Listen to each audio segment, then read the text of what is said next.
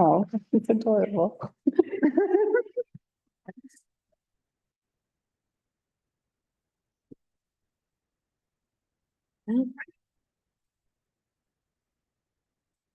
Oh, thanks. We get to see how much fun we have. I said you should come to all the rest of the meetings. Yeah. They would just zoom it. I feel like that font is smaller. My eyesight's getting. Yeah. I can't even see. Great, good job. It's definitely sketch. It's smaller, right? It's Yeah. not just. Yeah, it's I not had to just- go to Montrose just to get the eye thing for my driver's license. I was like, this is so annoying. I can't renew online because you have to check my eyeballs. Yes, to. See what they computer now, where they're like, stand 6 feet away, you're on your honor. You can do that with prescription. Yeah. Like getting your prescription. Really? Yeah. Right. The DMV needs to catch up. Yeah, I'm gonna ask. Sweet. Okay. You can get your prescription by looking in your computer camera? Yeah, on the 1-800 contacts, they have a doctor. Prescription hasn't changed a ton, And Bob's. but if it hasn't, yeah, you can get it We were for application. 25 bucks. Oh, now you guys have a checklist. So- That was, no, that was, You're welcome. was two. My doctor is very big challenge for me. Are you prepared to do the recap on the historic review committee meeting? I can do it, yeah. I was like, oh, what are we talking about? Oh, if you weren't there, yeah. I can Oh, absolutely. was I not there? You wasn't there? That's why you don't remember. Okay. Didn't know if you had anything to, were you there? I don't know. No, I don't think you were. The 13th? No, you weren't there because Jesse was, You're right. I wasn't there. yeah. Okay, okay. Okay. It doesn't, I yeah. was like, I don't know, I'm getting a little old, so. Oh my gosh. You have to use your cord to untie your shoe. Do we have, everyone here? Yeah. We good? So for those that would like to do the pledge of allegiance, let's go ahead and do that now. Allegiance to the flag Of the United States of America and to the republic for which it stands, one nation, under God, indivisible, with liberty and justice for all.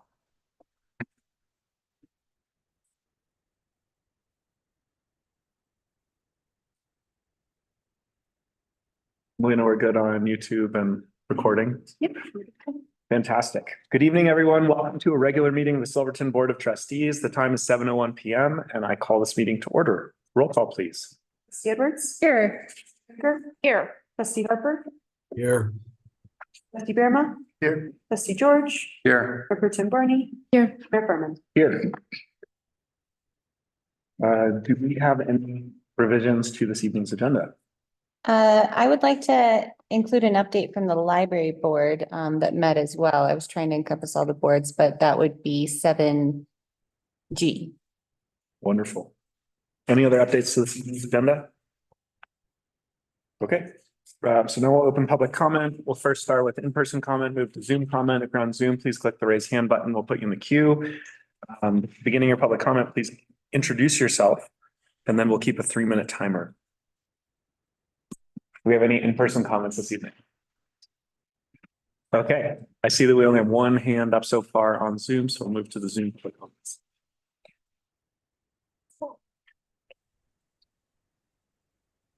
Hi, Melody, you have the floor. You have to say who I am if you call me by name. It's still good for posterity. Melody Skinner. I sent to all of you an article about hockey being played up and down I-70 in people's backyard. And I've wanted this before. Hockey's something that we don't have a good place for, and it would be an event that we could add to our community in the winter. As it stands, you can ski almost every square inch of San Juan County except the highway and some private property. And I think if we added hockey and if we had a rink big enough, you could have some figure skating and what have you, and someone could teach figure skating. And I think it would be a big hit with the kids. I hope that you'll consider that. It's something you could start on now, that you don't have to wait for anything in the long term, considering a Forest Service or BLM permit. And I just think it would be really exciting to have another sport for the kids. And thank you. Thank you. I don't see any other hands up on Zoom, and there is no other public comment in person, so we'll close this public comment period. We will have another public comment period at the end of the meeting. And we will now move to next agenda item, which is new business 4A, public hearing 24-04 SUP 1337 Blair, consideration of a use subject to review for retail not conducted in a closed building located at 1337 Blair Street. Since this is a public hearing, we'll follow all of the necessary protocols, which includes presentation or introduction by staff, then a moment for the applicant to present or clarify. Then we'll have a public comment period, and then we'll have trustee discussion and deliberation. Awesome. We'll have Chris present this application. Good evening, everyone. Can you see my screen? Yep. Perfect. So the application for you all tonight is for a use subject to review for retail not conducted within an enclosed building located at 1337 Blair Street.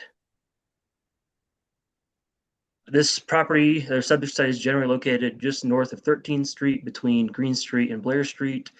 The applicants are Melissa Childs and Ann Izzard. It is located within the BP zone district and within the AROD and historic overlay districts. All submitted requirements were met on February 5th, and fees were paid upon submittal. It was posted on the town's website and in the Silverton Standard and Minor on February 8th. Strictly Roots proposes to operate a retail store within a 12-foot by 14-foot or 12-foot by 17-foot canvas wall tent at 1337 Blair Street, and will include a solar panel and inverter for powering the computer and register and any interior display lighting. The retailer will sell home decor, essential oils, candles, and gifts. And the proposed hours of operation will be 9 to 5 daily. This use is also seasonal, so it'll operate between May and October. As the time this presentation was created, there was no public comments. I wanted to highlight that with the Compass Master Plan. So staff found that it complied with at least three of the Compass Master Plan goals or strategies, to include creating a resilient year-round economy that supports a strong, livable community, support and enable local businesses and entrepreneurship, and support creative industries, small businesses, and other entrepreneurial efforts. The subject site is located within the AROD and Historic Overlay District. However, under the current Silverton Code, the purview of the HRC is limited to new construction and to any facade or exterior building alterations on existing structures viewable to the public, excluding items of routine maintenance. And therefore, our staff did not feel like this would go before the HRC for further review. The Planning Commission reviewed this application on February 20th and recommended the board approve the application. The Planning Commission also requested information regarding the tax assessment of the property and how it would change with the retail use. And according to the San Juan County Assessor's Office, a business license would trigger a change in the use for a portion of the property. The portion of the property that is for commercial use would be taxed as commercial. Staff recommends that the Board of Trustees approve the use subject to review application for retail not conducted within an enclosed building located at Lot 19A, Block 13 or 1337 Blair Street as presented. The Board of Trustees shall recommend approval of the application, approve with conditions, or deny the application. At the bottom of this slide, along within your packet, I've included some sample motions for you guys to use in your decision. The floor is now open for any discussion or questions. Thank you very much. Do we have a representative of the applicant here? Yeah, Melissa Child's online.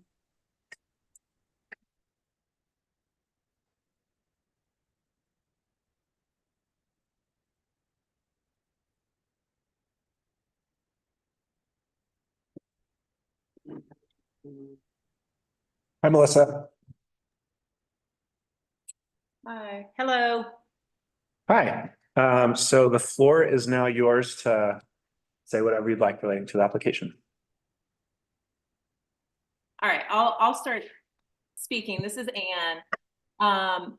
And I know most of you all, and I think you know me and my family. We've been in Silverton for 18 years now, and I've done all the Silverton hustle for many years, and then have been working remotely for the last 13 years and have had a career change. And this is a business that I want to start and go in partnership with Melissa and want to have an opportunity not only for ourselves, but for the community to diversify the economy, have a business that isn't already in our community, but also provide some means for myself and my family to have some income and raise my children here. So really see this as an incredible opportunity, not only for us, but for the community, and also just kind of adding a little bit of flair, if you will, to that part of Blair Street, and maybe bringing back a little bit of the Wild West culture somewhat there too as well. Hi, and this is Melissa, and I will just add that, yeah, I'm very excited to just bring this vibe to Blair Street. That end of Blair Street is kind of quiet, and it is Zone BP, and so I think it's just sort of the best and highest use for the property, and to do something that's this cool Old West thing, I think will be sort of an attraction for our tourists. And, you know, I did this, I believe it was in 2007. 2007, I got the same use approved by the town trustees. It was at the site of the old jailhouse on the corner of 12th and Blair there next to the Hungry Moose. And anyway, so we did this same thing back in 2007, and we did it for like 3 years. And it was very successful, and it did bring the community together. We would have some events there, and it was really a nice community addition, I think. So I hope you will consider our use. Thank you. Wonderful. Thank you very much. So we will now open it up for public comment.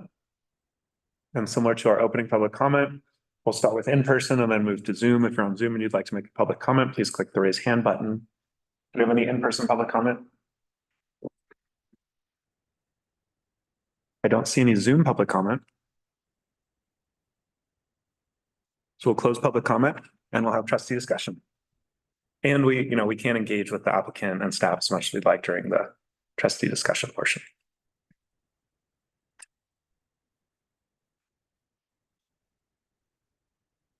Who would like to kick it off? I'm cool with it. It seems like a good idea. We go up to farmer's market, have one big tent too. I think more retail on Blair, more commercial on Blair is a great thing for Blair and that area. So it seems like it's in line with the master plan and in line with, I think, efforts to revitalize Blair Street and make it something for the community and the tourists to engage in. And it's a way to support locals and kind of creating a foothold in a business with maybe a lower barrier to entry than purchasing a retail space and going through the whole process. So I can see how that benefits local community members and then the benefit of community as a whole. It fits with Blair Street specifically, I think, really well.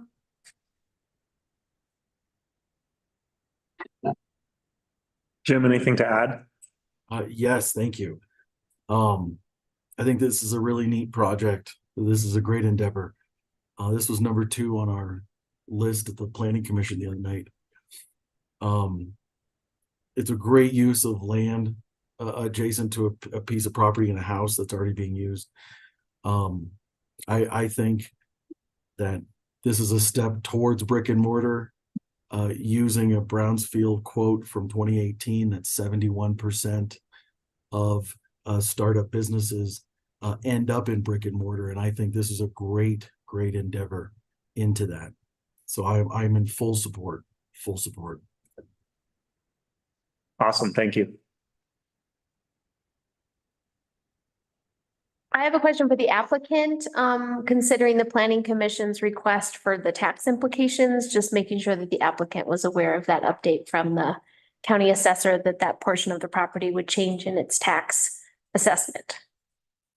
Yes, we're aware of that, and that is absolutely fair. So thank you. Thanks, Melissa.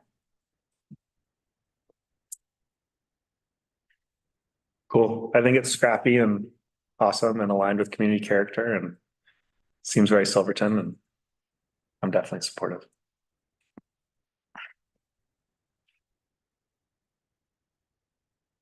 Well, if there isn't any further feedback or discussion, would someone like to make a motion?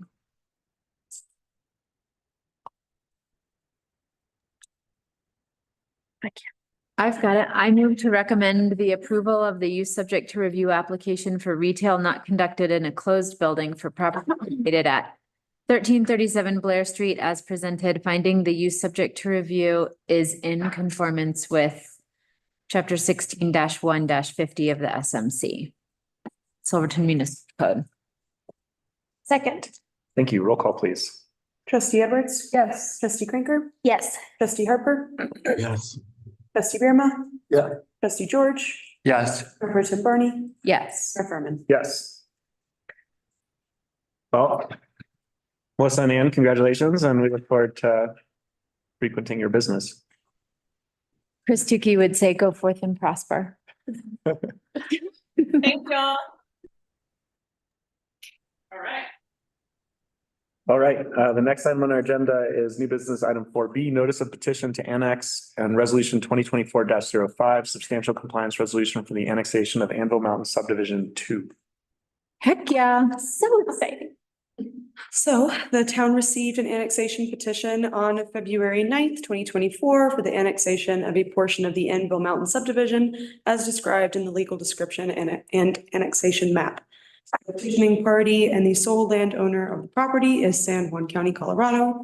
This was filed with the clerk's office before I referred it to the planning department for a completeness review. Per state and local codes, I am now referring the petition to all of you as the Board of Trustees as an informational item before Lucy and Clayton discuss the substantial completeness resolution. Do you have any questions for me? I will turn it over to you. Awesome, thanks. And could you promote Anthony as well? Thanks, Melina. We have Anthony and Clayton on the line as well. This is the second of two annexation petitions from the county. The first was reviewed at the last Board of Trustees meeting where the board approved Resolution 2403, finding the petition in substantial compliance with the Silverton Municipal Code and Colorado revised statutes. The annexation hearing for the first annexation of Anvil Mountain Subdivision 1 was scheduled for the regular Board of Trustees meeting on Monday, March 25th, 2024. The next step is to review Anvil Mountain Subdivision 2 annexation petition for substantial compliance with the CRS and Silverton Municipal Code. If the board finds the petition is in compliance, they may approve a resolution and schedule the annexation hearing. So what you have before you is the Anvil Mountain Subdivision 2 petition, the annexation map, the legal description, and the substantial compliance resolution, and then the legal notice for the annexation hearing. Please note that the annexation of Anvil Mountain Subdivision 2 is pending the first annexation. So the hearing to consider the second annexation would not be able to be held until after the first annexation is complete and recorded. And so staff is recommending to the board to move to approve the resolution and to schedule the annexation hearing based on the petition's compliance with CRS 31-12-107. And then we have Clayton online to answer any legal questions, and then Anthony and I as well. Can I point one thing out? So the actual next step that we'll need as far as finalization of this annexation will have to take place on either March 26th or March 27th. That is during the Silverton spring break. So we are asking that all of you, as many of you as possible, be able to attend that so that we can get this annexed, and trying to give you enough notice ahead of time as well. Do we seem to have a quorum available on March 25th or 26th? To be. It has to be 26th or 27th? We have a meeting on the 25th. Yeah, and we'll be doing something then. Yeah. Yes. We'll need to do something either on the 26th or the 27th, and in the packet, it says. It says the 27th, and I would recommend we go with the 27th. We will have a quorum. Does anyone have a conflict on the 27th? That's obvious. I am just gonna check real quick. Potentially, but if it was quick, I could call in. I'd be remote, yeah. I will be remote, but hopefully not too remote. And I'm sorry, did we have 2 days or 1 day that was better? We have The 27th. 27th? 27th is better. I will be on duty, but so long as nobody hurts themselves, we'll put an ad in the paper. Don't Don't hurt get hurt. yourself on the 27th. Want to annex. Yeah. I'm probably available.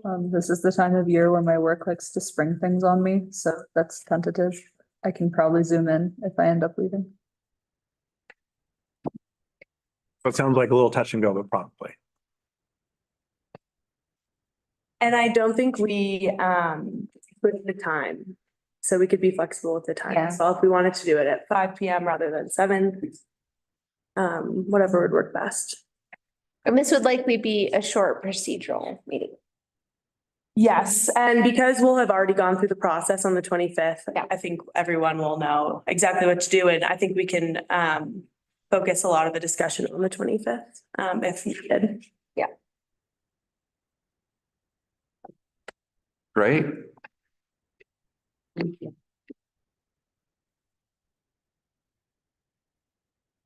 Very exciting. Are there any questions relating to this number 2 annexation?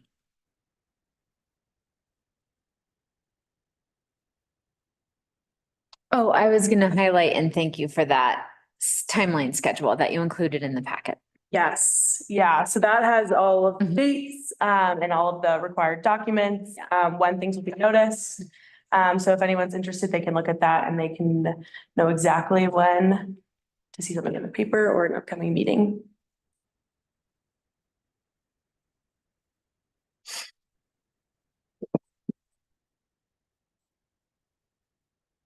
But if there are no questions or discussion, would someone like to make a motion? Make a motion to approve resolution 2024-05, a resolution of the town of Silverton finding substantial compliance and declaring intent to annex Anvil Mountain Subdivision 2.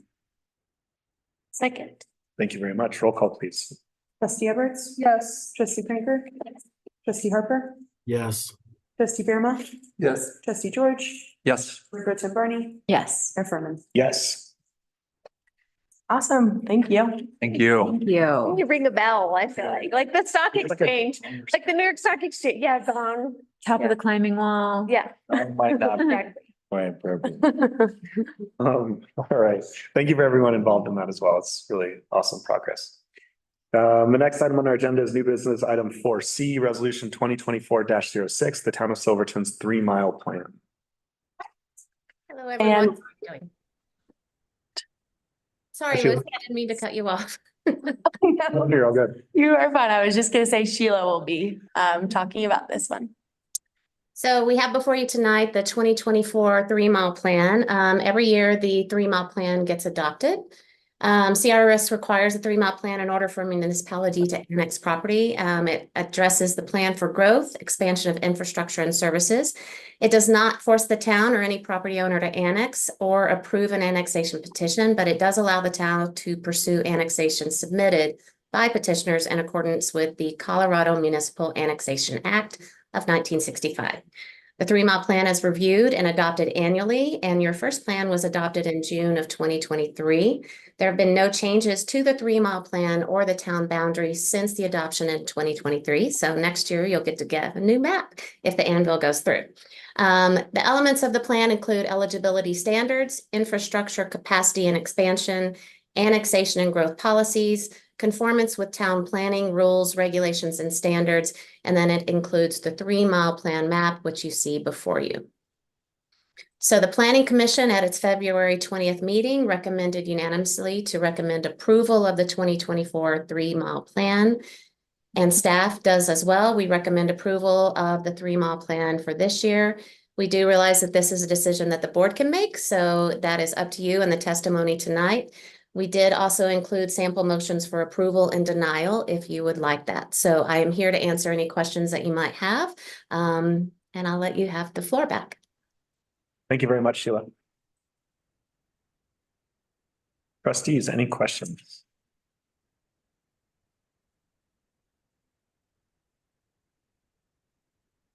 This was on the planning. I was unable to attend the planning commission meeting, but it was, I don't know if there's anything, Jim, that you wanted to highlight from planning commission. This is something we've seen before.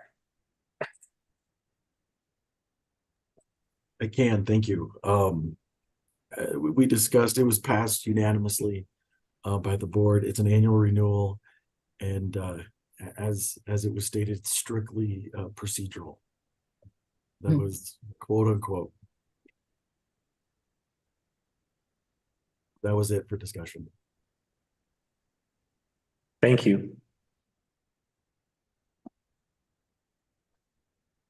Well, yeah.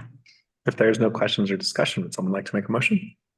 I'll make a motion to recommend approval of resolution 2024-06 of the town of Silverton 2024 3-mile plan as presented, finding the plan is in conformance with the requirements of the Colorado Revised Statutes, chapter 31-12-105. Second. Thank you. Roll call, please. Trustee Edwards? Yes. Trustee Franker? Yes. Trustee Harper? Yes. Trustee Grandma? Yes. Trustee George? Yes. Representative Bernie? Yes. Yes. Thank you. I'll see you next year. Thanks, Sheila. All right. Moving right along, the last new business item on our agenda is 4D, Resolution 2024-07, adoption of the Town of Silverton's fee schedule. Yeah, so you've got the fee schedule in your packet tonight. We do have a couple of changes. Most of them you are already aware of. We included the $2 increase across the board for lodging fees for hotels, campsites, and vacation rentals, going from $2 a night per bed per unit for hotels and motels from $2 to $4, campsites from $1 to $3, and vacation rentals from $4 to $6 a night.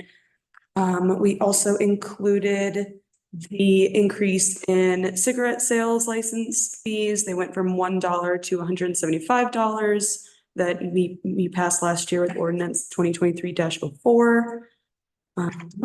Public Works has proposed a couple of increases in water tap fees. Proposed a 10% increase for the 3/4 of an inch tap fees. And has included the 1.5 inch tap fees. And John's got his hand raised, yeah.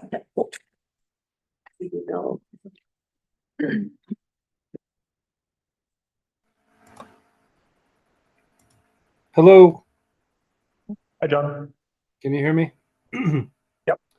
I'm having some issues with my video here, but I just wanted to comment on this quickly. The tap fees were last updated in 2009. And with all the taps that we've had in recent years, we've noticed, especially with the larger taps, that we spend a lot more effort with labor and resources to install those larger taps, even though we don't have so many of them. And given a roughly 40% increase in inflation since 2009, felt like we're a little overdue for some tap fee increases.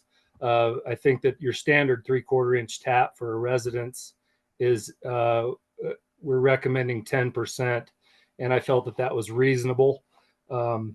And again, starting with the larger taps and working our way down, felt like we were due for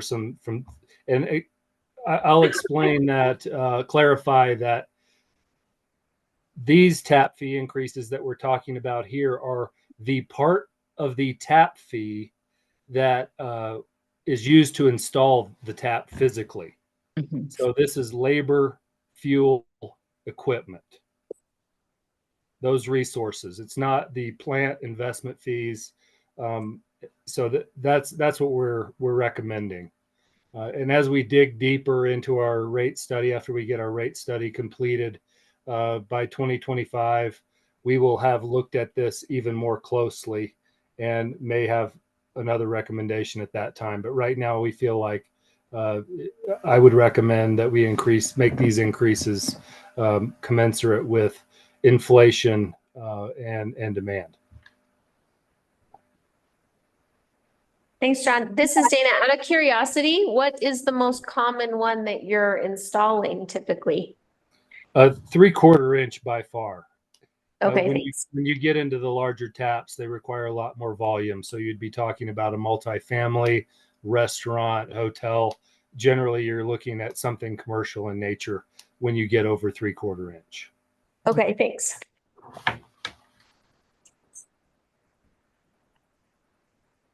All right. We also included the traffic impact fee that was adopted with resolution 2023-11. And then the Parks and Rec Department also proposed some increases in our cemetery site fees. We'd like to raise them from $350 a plot for locals to $400 a plot, for non-residents, $600 a plot to $1,000 a plot, and the veterans discount from $50 to $100.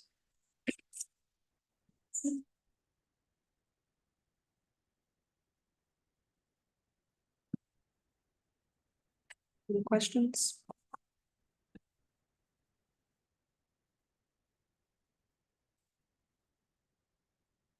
The finance committee reviewed this and this all made sense to us as well from that perspective. I think we all got public comment about kind of the implication of the lodging fee timing, right? Again, for lodgers that have already billed their customers, then they're kind of out of that lot. They're out of pocket having to pay for that lodging tax. So I think it could be worthwhile for the board to discuss if we want to have some sort of grace period or transition period for implementing that fee for lodgers who are billing so far in advance. And what are our options with that?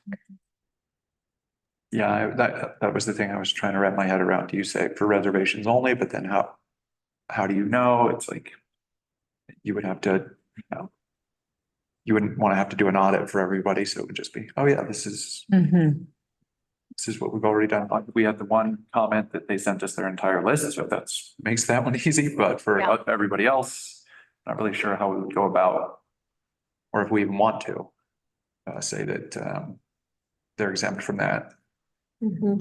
Prorating in some thing, yeah. Is there an option with staff where we adopt this fee schedule and then we put on the agenda to talk about implementation of the policy in a way that takes the public comment into account? Yeah, we could put that as an agenda item to discuss. Or does the board have any other? So like the example where we got the really detailed spreadsheet, they said they book out 18 months in advance. Like, I don't think it makes sense to not have this apply for 18 months from now. I think hotels probably have it a little bit easier where like we're either going to eat these to some extent, or it's going to get added to like a room incidental that gets closed out at the end. I think campgrounds and Airbnbs that bill in advance and don't typically have additional costs associated with the stay are going to have a harder time charging people a second time. But maybe it's something that only applies to Airbnbs and campgrounds, and it only gives the grace period for a portion of time at like not 18 months, maybe like 6 months or 3 months, or I guess 3 months wouldn't really be helpful because that's before the majority of the summer reservations, but maybe the grace period for campgrounds and with like an Airbnbs installment goes until like August or something. Can it be like in an installment pay? Well, so the trick, I think, the inequity is that the cost is supposed to be passed through to the guest, and the installment option just says you're not passing it. We recognize that you're gonna end up paying for this, even though you're not charging the guests, and we're just gonna give you extra time to pay this amount. But the goal wasn't to make this cost of business. Yeah. It was to generate more revenue from the end user. Yeah. But I feel like my use case, I'd be curious to know about Jim, like, it's not a problem because I'll just charge people as they check out. Right. Any fees that weren't charged when they booked. For some businesses, it's easier to implement than others. Jim, do you have any insight? I do. It's a tough one. I know that some people feel passionate about it, obviously. I've already booked 1,200 rooms from May up until November. It's $2, $4, depending on the reservation, per reservation. I've got their credit card on file, and I'm gonna charge it the day of, or if not 2 days prior. It's to me, again, I'm obviously not saying that everyone should feel the same way I do, but for myself at least, it's not a big deal to charge this to the guests. I just not. But do you think that's also, I guess we don't really have insight on how the booking system works for campgrounds and Airbnbs, but like, I know when I book something through an Airbnb, you typically pay ahead of time, like at the time of booking, or you lock in the price at the time of booking. So it may not be a recoverable cost for certain types of bookings. I think for those, if they can show us that it's not something recoverable, I think we should have it's like similar to like if we have a water break, like there could be a forgiveness application where they just have to show us some evidence that they can't capture the dollars. So I guess the question right now is, are we putting this on the agenda to brainstorm the policy implementation for those particular instances, or are we brainstorming it now? Or are we saying to staff administratively, if you can Us to come up with a solution and bring it back to you and see how you feel about it. what of those options makes the most sense? And honestly, the idea of treating it kind of like a water overage or something like that is a lot easier administratively, because then we have an application, we require certain Documentation. and then we present it to you all for that final say. I guess the only concern on the town side is like creating a whole process that's only going to matter once. Because this won't ever apply Or we can again. just ask them to submit any kind of documentation and include it in the next packet for your all's consideration. Or even just like I mean, that's kind of what's happened with water. yeah, I think even just like a short, like a couple sentence explanation of why they can't charge the guests the additional fee. And then we could just approve them all in one. Maybe with a Right. deadline by just so it doesn't keep trickling in and trickling in, like there's a cap at which we stop hearing these. And maybe we just put them all together, like we just say, don't pay, if you think you're funding this, don't pay yet. And then as long as you submit your request before May 1st or something, we'll do them all in one meeting. Just say, okay, these are all approved, or a couple of these seemed like they didn't really meet the need. Yeah, I don't feel comfortable deferring all payments. Well, also, some of us have already started charging. Right, exactly, Yeah, like if you give Yeah. a grace period for everybody, I'll just have extra dollars. It just. Yeah. Yeah, this was the fee schedule we adopted. It went through finance committee, it went through our budget process. Okay. Does that work for staff I guess as you're going through it, if you find that there's a more streamlined way to do it, like, let us know. Okay, fair. I mean, we've had two so far come up, so, 2 instances? yeah. 2 comments, yeah. Do we need to publicly advertise that this is a thing? Oh, yeah, if we're gonna create a program around it, yeah. Is there an easy, non-time consuming way to let people know? We could. How did they find out about the lodging fee increase in the first place? I had Anna send an email to all business owners letting them know that it was gonna happen. So maybe that. Is it hard to just use that same email list and just be like, if you have a. Not difficult at all.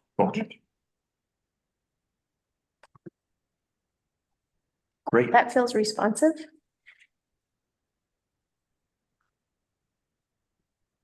Any other discussion, or would someone like to make a motion to adopt this fee schedule?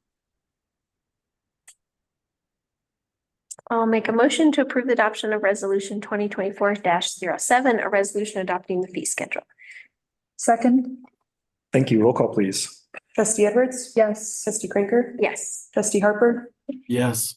Trustee Birma? Yes. Trustee George? Yes. Mayor Pro Tem Barney? Yes. Mayor Furman? Yes. Thank you very much. Next item on our agenda is consideration to approve the consent agenda items. Is there anything within the consent agenda you wanted to call out?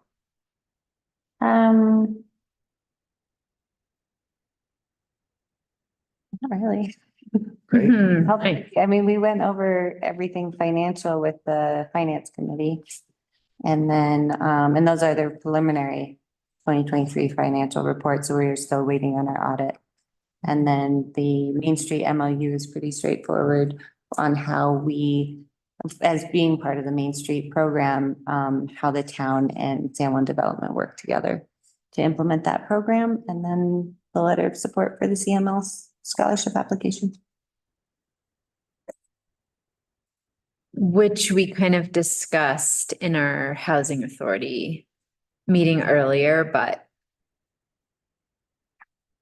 if anyone wants to know more about that switcheroo, you could watch the housing authority part of the meeting. We'll also have to do an update shortly. Fair enough. Great. Any questions or issues with the consent agenda? Would someone like to make a motion? I'll make a motion to approve the consent agenda. Second. Go ahead. Thank you. Roll call, please. Yes. Kränker? Yes. Trustee Harper? Give a thumbs up. Cool. Trustee Birma? Yes, sorry. Yes. Mayor Pro Tem Barney? Yes. Mayor Furman? Yes. Thank you all very much. The next item on our agenda is staff reports. And I can answer any questions on the staff reports. They were very thorough and full. I guess I know we're in every other month cycle, but it just seemed like suddenly everybody's other month was this meeting or something. A lot going on. So I'm slightly, since I helped set the agenda, but I think in the facility and rec staff report, the trustee consideration item related to an agenda item that was pushed to the next meeting. Yes, it So was. I would say that if you were reading this very closely and you saw a trustee action item, that will be explained and addressed at the next meeting. I just think it's worth calling out. There's a lot that staff is working on and a lot of really important priorities. And so, thank you. Budget season was busy. This is still busy. This is not the summer season. I mean, it's a lot and a lot of really important things. So. I also just want to say how excited I am that this format is working. Like I remember all of the iterations. Leader of this, I'm Yeah. just gonna own it in one of my final meetings here. Yeah. Thank you. So we tried a bunch of different formats over the years of how to communicate this succinctly, and this version's working really well. So hopefully it's not too much Does it work for you for guys, but it's really great for us. That's pretty straightforward. Cool. Nice. And we all have our little different iterations of it, so. Yeah. Nice. Sometimes when you sit down, it's like, oh God, what did I do? What have I been doing? A lot. What have you done lately? All right.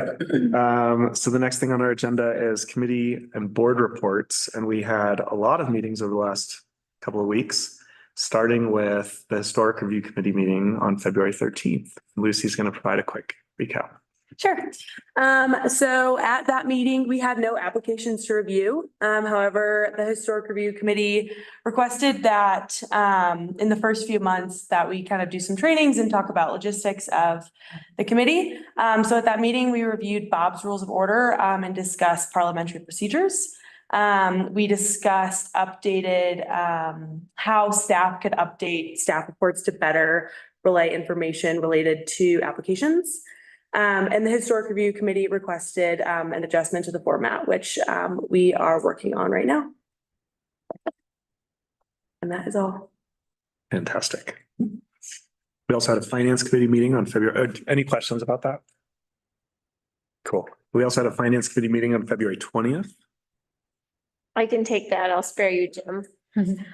Yeah, so we talked about the actuals. Gloria gave a really great overview. So if anybody in the public or on the board really wants to dive in on the details, we really went into that of the 2023 actuals in the meeting. I think the highlights that stood out to me was that overall we have pretty healthy fund balances across the board. We're still really working, as this board knows, to keep our enterprise fund sustainable. And there's kind of different issues with each one, right? And sales tax was really up. It was up nearly 500,000 above what we had budgeted for. So that is significant. And as we know, we spent down our fund balances in a variety of ways, investing in projects, investing in staff, and making strategic investments. And another highlight was just really staff trying to continue to get our budgeting and our coding set and cleaned up and clear. And so as we've moved over to a new budgeting system and new accountant, just working through all of those details, actuals. And one interesting thing was building permits were up for infill, but water and sewer taps were down. That was kind of an interesting side note. Kendall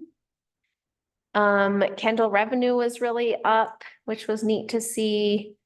And I think a lot of the expenditures, again, people can look into that. Columbine Park was over budget. The board had approved that. But really a healthy position going forward based on our preliminary actuals. We talked about the fee schedule and discussed some of the public comment. And then we got kind of a project cost memo from CPS over what the variety of projects we spent on, and then thinking about EQR. And so continuing to move forward with those rates for refuse and kind of equalizing them across the different customers that we have and working towards something that makes a lot of sense for seasonal businesses. And that's all I had in my notes. Great. Any questions? There was also a San Juan Regional Planning Commission meeting on February 20th. I'll jump in and take that really quick. Thanks, Jim. We had a good meeting. First item was the rezoning application for Block H, which is a 4-parcel block on to be determined 5th Street down by the new annexation. It went from business automotive district to multifamily residential. That passed unanimously. The second item was the Melissa Childs and Izzard retail space that we talked about earlier. That was discussed at great length and also passed unanimously. The last item on the agenda was the 3-mile plan. And as discussed, it was strictly procedural and it was also passed unanimously. Thanks. Great. Thank you, Jim. Thank you. And then there was also a San Juan Development Board meeting on February 23rd. Yes, I can take that one. So you guys just met with Anne, but she's been spearheading the housing and the Main Streets program. We approved a 2-year Main Streets work plan.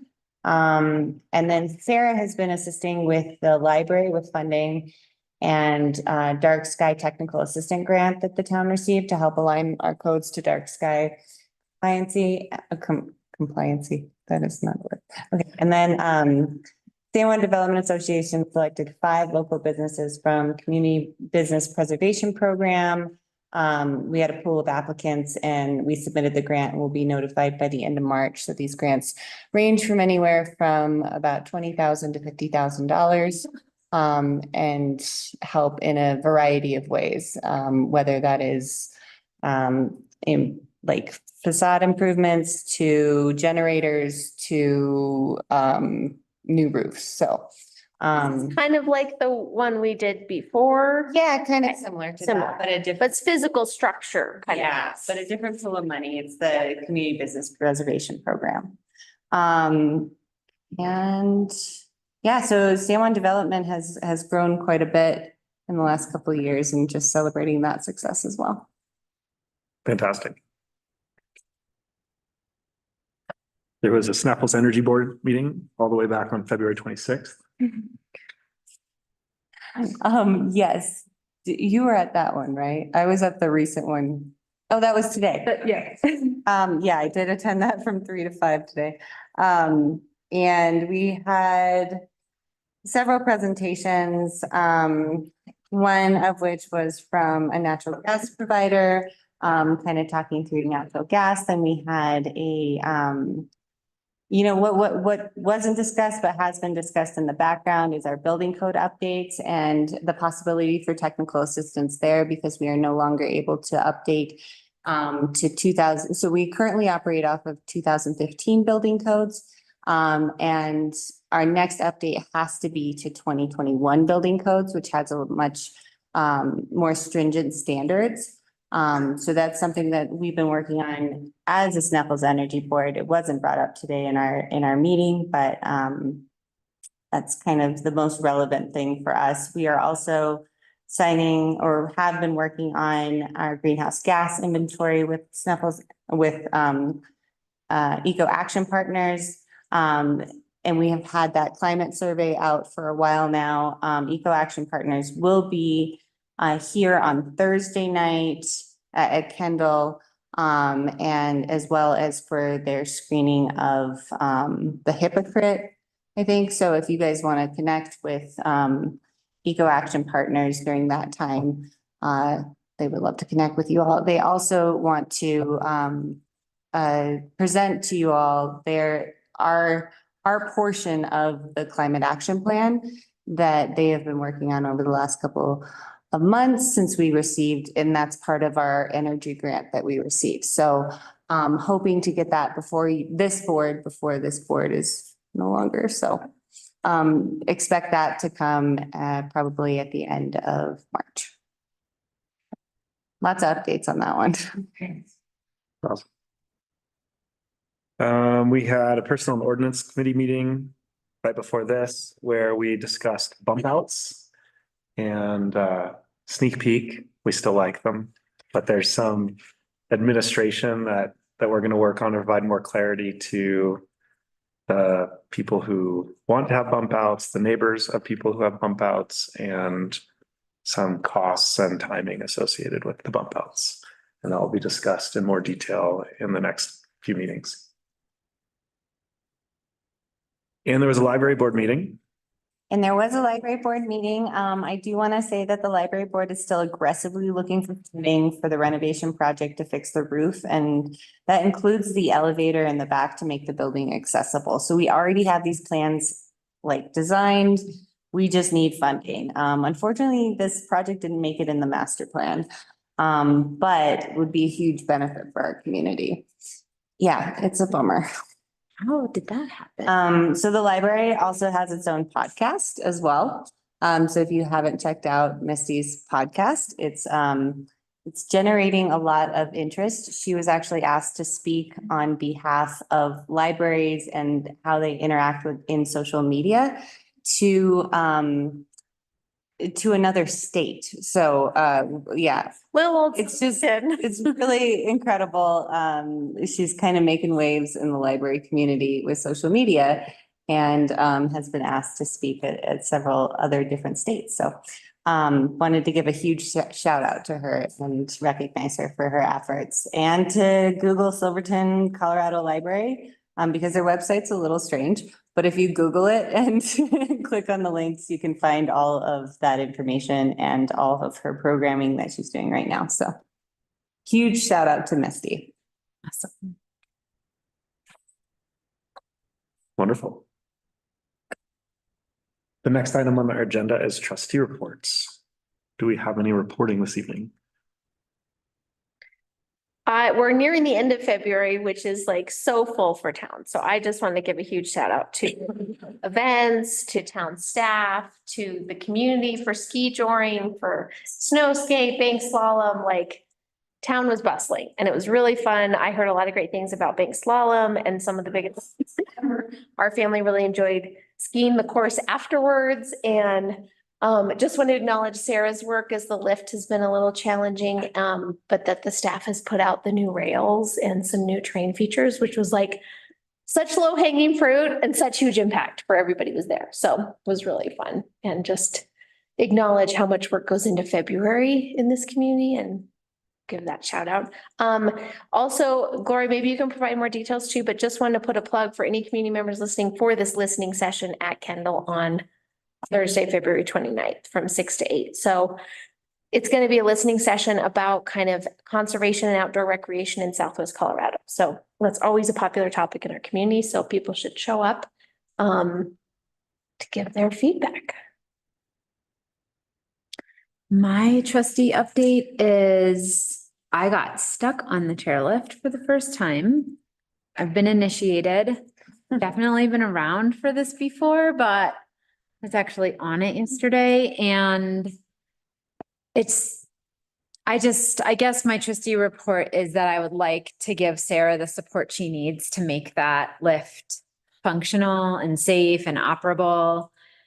And that I heard Melanie's comments earlier about hockey and ice skating, and I totally am on board. I think that that's really fun for kids too. I love playing hockey with kids. And at the same time, I think I just want to put a plug for that chairlift, because really for that to work, not much else has to improve at Kendall other than not lowering children off of the chairlift every other week. So just making that a priority and continuing to realize that it sometimes goes unnoticed when it works. And then when it doesn't, it's really pretty obvious. And yeah, I could have been reading my board packet at home. And what happens when that happens at a big event? Thankfully, it did not happen on The Saturday. day before. It was much preferable, and now I've had the experience and it was great, and my kids had the experience and they've done it now, so I think it's just, yeah, it was much better to happen on Sunday. For And sure. great mountain rescue team, really. And again, a great mountain rescue team. Only Very once this year, we had to do it like 4 times last year, so.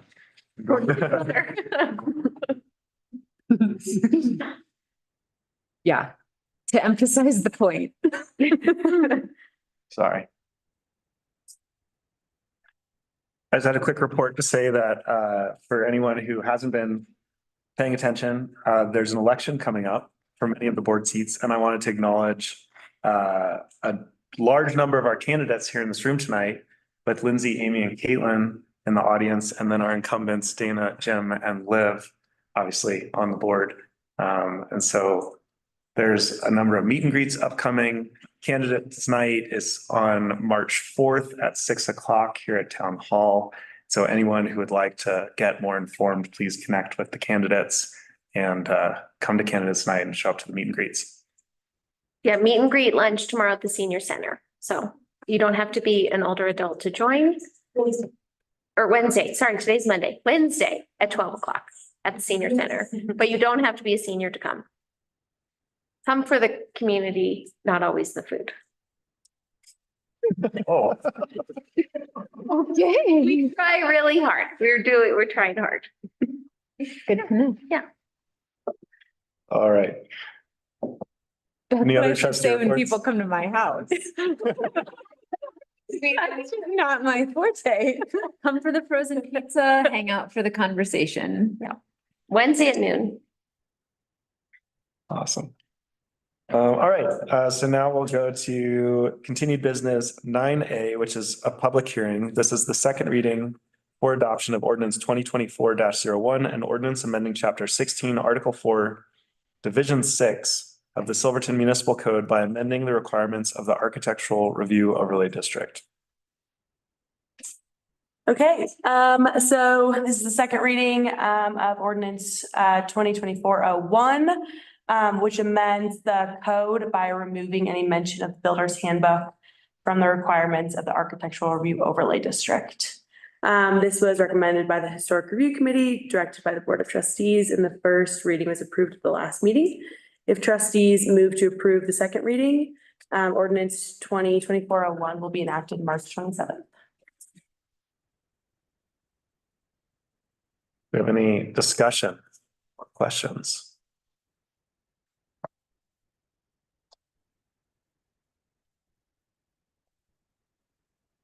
Would someone like to make a motion?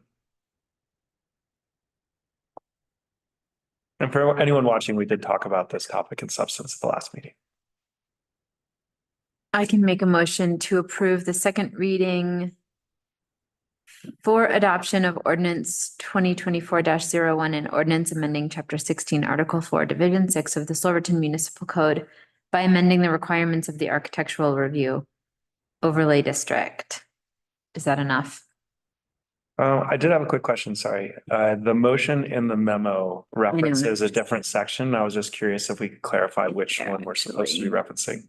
In the memo, it references 16-4-800 instead of 16-4-6. Yeah. Oh, yeah.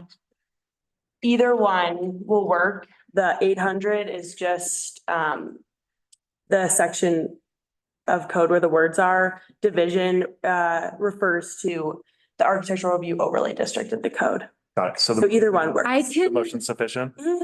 okay. Awesome. Thank you. Second. Thank you very much. Roll call, please. Trustee Edwards? Yes. Trustee Cranker? Yes. Trustee Harper? Yes. Trustee Grandma? Yes. Trustee George? Yes. Pro Tem Bernie? Yes. Mayor Furman? Yes. Thank you very much. Oh, you know what? I totally screwed this up. This was a public hearing. So I totally screwed this up. So I apologize. Clayton, I'm going to open up public comment. Do we have to do something specific to undo the motion second and vote we just did? Yeah, I would just unwind the motion. I retract. So you need to, yeah, the second needs to just be retracted. Yep, I'll retract the And- second. And then just open it back up for discussion to start over so that, and then, exclude that vote and start over. Okay, sorry, everybody. I got excited. Okay, so motion and second were retracted. Do we also need to do a roll call to support the motion and retraction? Yeah, just vote to, it's not an amendment, just vote to reverse the decision, I suppose, is the best way to do it. Okay, motion to retract I mean, the decision. right. Just make it clear that you guys are all on the same, because now the trick is just make it clear that everybody's on the same page and you're, reversing your decision. I know it's silly, but we're technically still under Robert's rules. And so just make sure that we don't give anybody a reason to challenge you. Yeah, sorry, crew. Second.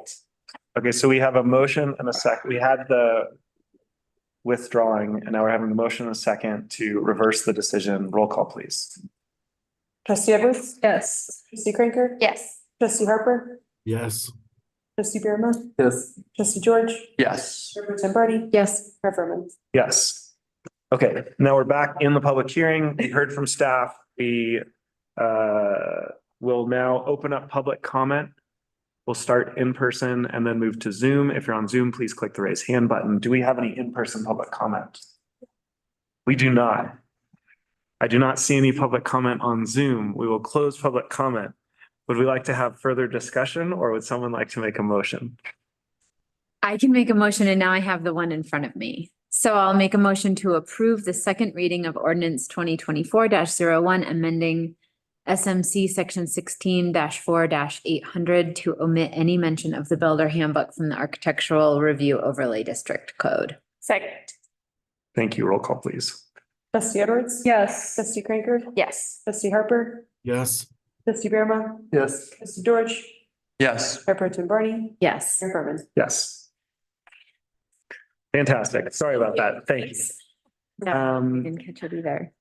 Okay, so now that item is done, we'll now move to continued business 9B, which is continued wetland discussion from January 22nd, 2024. And for the reasons previously stated, I recuse. I'll be waiting in the hallway to close out the meeting, and I hand over the meeting to Sally. I have also On the table. advised to recuse myself due to the appearance of a personal conflict of interest based on an interview in an article published recently. Though I feel I was misquoted throughout the article, and while I don't agree with the assessment of the conflict, I understand it is necessary to preserve the health and integrity of the board, so I'll be outside. Okay, Would you like me to, so, sorry. would you like me to introduce the topic? Or did you want to go? Yes, no, I would love for you to introduce the topic. My only question at this moment is if Clay needs to give us any information procedurally, just given that what do we need to know about decisions or motions or votes, given that we now have a sitting board of 5? You should have 5. You have a quorum. A majority vote would be 3 of 5 and just move on. Okay, and are there any Don't- instances of supermajority that we need to be aware of? You would only need a supermajority if you were to no, I don't think in this case we have to worry about it. And if there was a supermajority decision, it would just take 4 out of 5 of you, but I don't think, I can't see a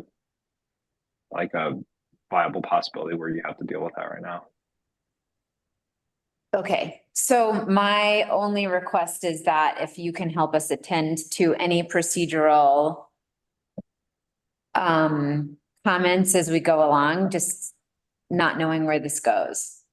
Will do, and I'll be attentive and make sure that you guys are procedurally accurate and doing the right thing. You guys are doing great.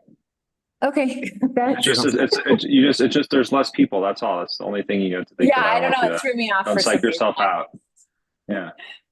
Yeah. I just want to make sure that we stay in the clear. Okay, thanks, Okay. Gloria. Yep, ready. Yep.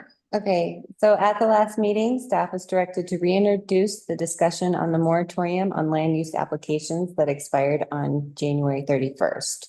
The trustee proposal was not included in this packet, but was discussed at the meeting to be in line with option 3 in the memo. And option 3 is extend the full moratorium and amend moratorium in the future based on wetland inventory map.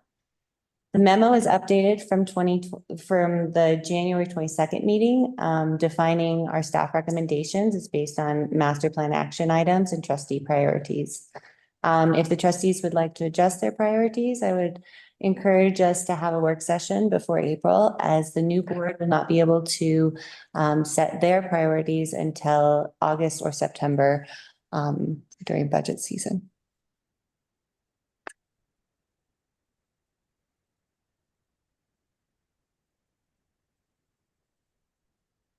Okay, so this is a discussion that we've gone around and around on for now many months. And so to prevent sort of a cyclical recurring discussion, I'm wondering what is most beneficial for you, Gloria, and how can we work together as a board to just create clarity and direction and closure? Honestly, we wanted to just cut to the chase. It would be a vote on option 3 in the memo. Okay. And if we did go down the path of a moratorium, I would ask that the board clearly define what the action items are during that pause. And would also state that there are already priorities in place that I would be reluctant to give up at this point, including the code right annexation.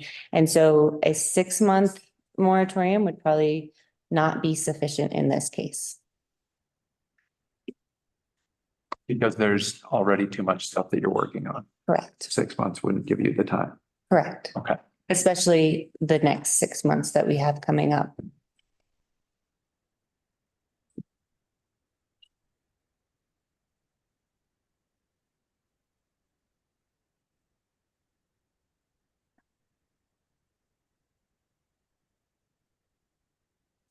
And the two biggest ones, the biggest one right now is the annexation. Correct. And then does the code rewrite, could it coincide with how we're going to treat wetlands? Yes, if there's regulatory policies that we can create, and I think we've been a little confused, and I think all of us are guilty of it, of saying we want to protect or regulate. Lucy and I had this discussion, and protection is a whole nother level that would require extensive resources as far as financial and staff time. But regulation could be rolled into what we are currently doing in our Chapter 16 Land Use and Development Code rewrite. And that process will be it's being drafted right now. Iterations are coming out. Actually, we have a new one that just got posted. So as soon as we have a survey comment for that, we'll be putting that out there. But it would go through the same process that we're going through with the rest of our regulations in Chapter 16. And that would include, public comment periods and our engagement that we're planning for this summer.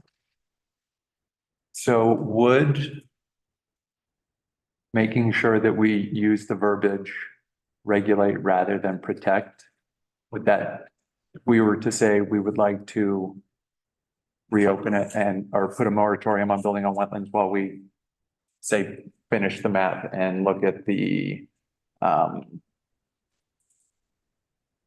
functional assessment, if we were to use the word regulation rather than protection, is there then any chance that a 6-month moratorium would be long enough? Or is more than 6 months needed for protection or regulation or both? If it could be part of land use and development code rewrite, then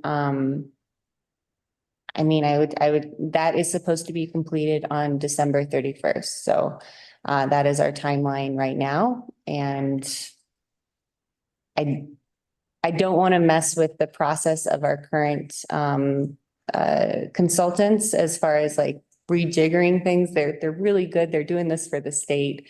So I think we have put priorities ahead of them, to work on as far as single lot development and maximum square footage.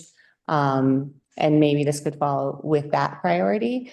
But I can't guarantee that it would be 6 months because the whole process is supposed to go until the end of this year. Copy. Yeah. Thanks.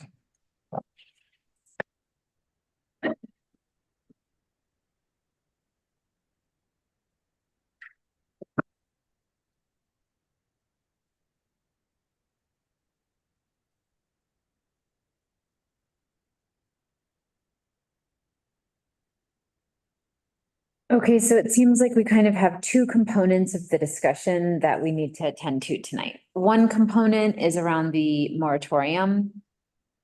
And one component is around the actionable items that happen during the moratorium. Would you say that's accurate? Yes. Okay.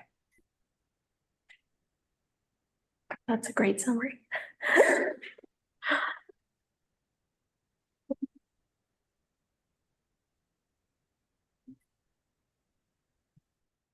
So if we could wrap up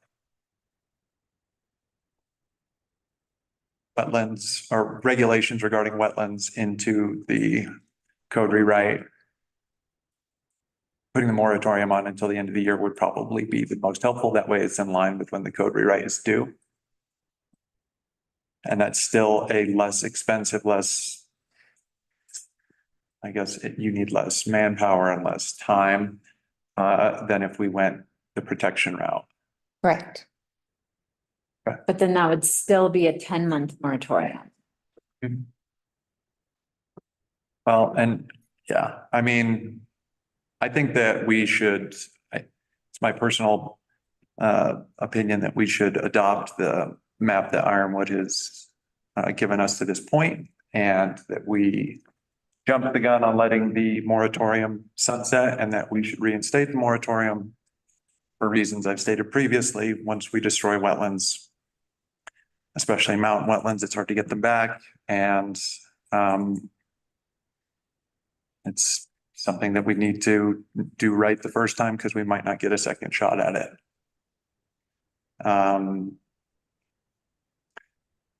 I had hoped that we would have enough information from Ironwood after the initial survey, but without a growing season happening, we probably should have been more realistic and realized that we weren't going to have that functional assessment. So, but again, without a functional assessment, we only know half of what we have, if that. So,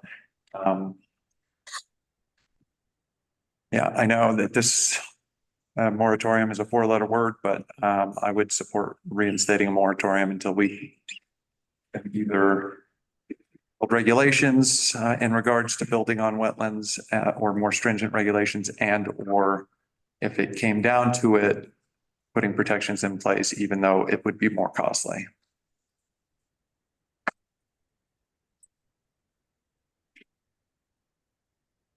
So the actionable items happening during the moratorium would be code, I think, inclusiveness of regulations around building on wetlands in the code rewrite, and I and think the adoption of the map, map. but I think the functional assessment is also important too.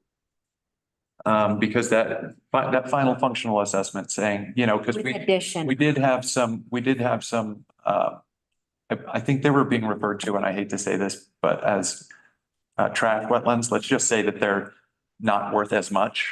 Let's calling lower value. Less functional, and they're more valuable. And I think, you know, again, and we've spoken about this at length, that knowing what those are and knowing which ones we're willing to, you know, allow people to build on, and which ones that we think are really valuable and need to be saved.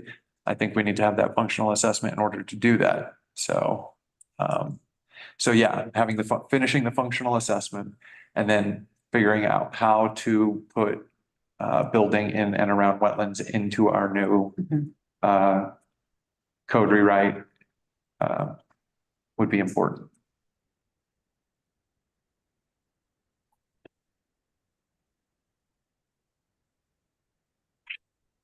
Jordan. Kind of coming from this from the view of like we're setting the intention for the incoming trustees in April. I mean, correct me if I'm wrong, but they could potentially just undo all of the work we've done if they so choose to. But it feels like taking this route that Tyler's kind of laid out provides more room for more options than if we don't do anything. Hopefully allows for more discussion and puts this on the forefront of thoughts for people who are running. And I know I've submitted questions for candidates night regarding this and feel like it's an important question that gets addressed by those people who are running. And I think this will just give them more options and allow them to be more creative with solutions to protect important pieces of land.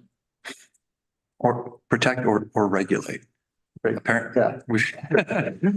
Regulations sounds like a more affordable choice, given that we don't have any money budgeted in the 2024 budget for the, like, a full-blown, like, wetland protection program. It does seem like regulations is what we budgeted for. as in zero, not including staff time or Clayton time or opportunity costs. But I mean, correct me, do you have a different understanding of that?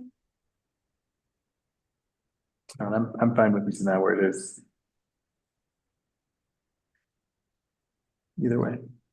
What are the applications that, like, since we've lifted the moratorium, or at least that's probably where, you know, if you're a developer, you believe that this moratorium's been lifted, what type of application activity have we seen? And at what, like, to what extent are lands and properties that are in sensitive areas threatened? As of what we know, you know, like, we can't anticipate something that hasn't happened. We have definitely gotten, I definitely had a few emails in my inbox on February 1st, of people who understood that the moratorium was ended and they could move forward with an application process with, less requirements. And I would say I think people are getting caught up to speed right now, and they're kind of going through the pre-application process. And getting ready to submit applications. I have a few people that are in the process that would not have been eligible during the moratorium. Okay. And just correct me if I'm wrong, once they've started the application process, moratorium doesn't matter, right? Because they've already, but pre-application is not considered being in the pipeline. Correct, Okay. yeah. So once you have submitted a complete application with payment, you're in the pipeline and your application is judged with the codes from the day that your application was submitted. We have a lot of people that are in the pre-application phase right now. And they have not submitted, but are working on it and working with staff.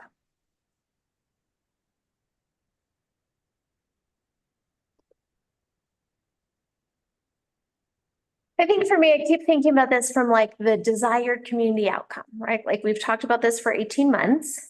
And if we're honing in on ideas around protection or regulation, I've thought a lot about those two approaches. And in my mind, on the one hand, regulation, I'd be happy to stand corrected, but regulation really puts the onus on the property owner. Whereas protection is more like we're talking about finding funding, land banking, conservation trusts. We need dollars. And I guess the question I'd like to ask my colleagues is, or the thing that I've been wrestling with is, if non-jurisdictional wetlands are considered like a public good, that's how I've kind of heard them talked about, that they provide open space and natural habitat that's good for our community, that they provide carbon sequestration, which is good for our community, that they provide water storage management, which is good for our community. All those things can be really great and are public good. I'm really struggling with an approach that we could get to in regulation that puts the cost for that public good on a few landowners. It just doesn't feel fair to me. It doesn't feel fair to ask a few landowners to pay for a public good and a public benefit. And so I think the thing I've continued to try to ask this board and ask us as individuals and the community is, are we willing to say that? Are we willing to say to these property owners, you have to pay the cost for this to be preserved? Like, answer truthfully. Or we are willing to put money in our budget and work with partners, whether that's at the state level with some of our local community members and advocates, to actually put dollars in our budget and say, we are going to spend dollars and staff time on this instead of something else. And I am totally supportive of that. But I just feel we haven't had the perfectly transparent conversation about these trade-offs.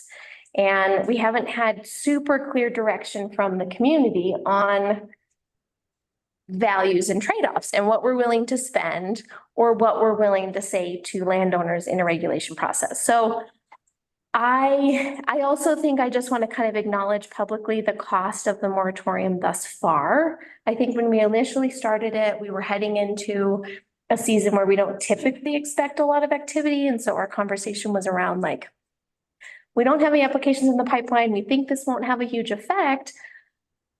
And I think we have to acknowledge that over the last 6 months, at least according to our memo, we had 10 units, residential units that could have potentially been started or in the process that didn't happen, and 1 commercial unit. And I think it's important to just note that and be honest about that, because those units represent jobs for local builders. They represent jobs for local contractors. They represent potential revenue, maybe from the hardware store. They represent potential sales tax from online ordering that didn't happen. It's not an insignificant thing.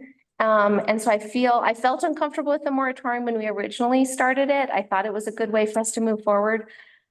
I continue to feel really uncomfortable with that cost of the moratorium in our community. I'd be super interested in protection program that focuses on our riparian corridor. Like, I feel like we are vulnerable to changes at the state and the federal level that could affect jurisdictional wetlands. And I would be super excited about something that ensures that we have town protections for things that could change at the state and the federal level.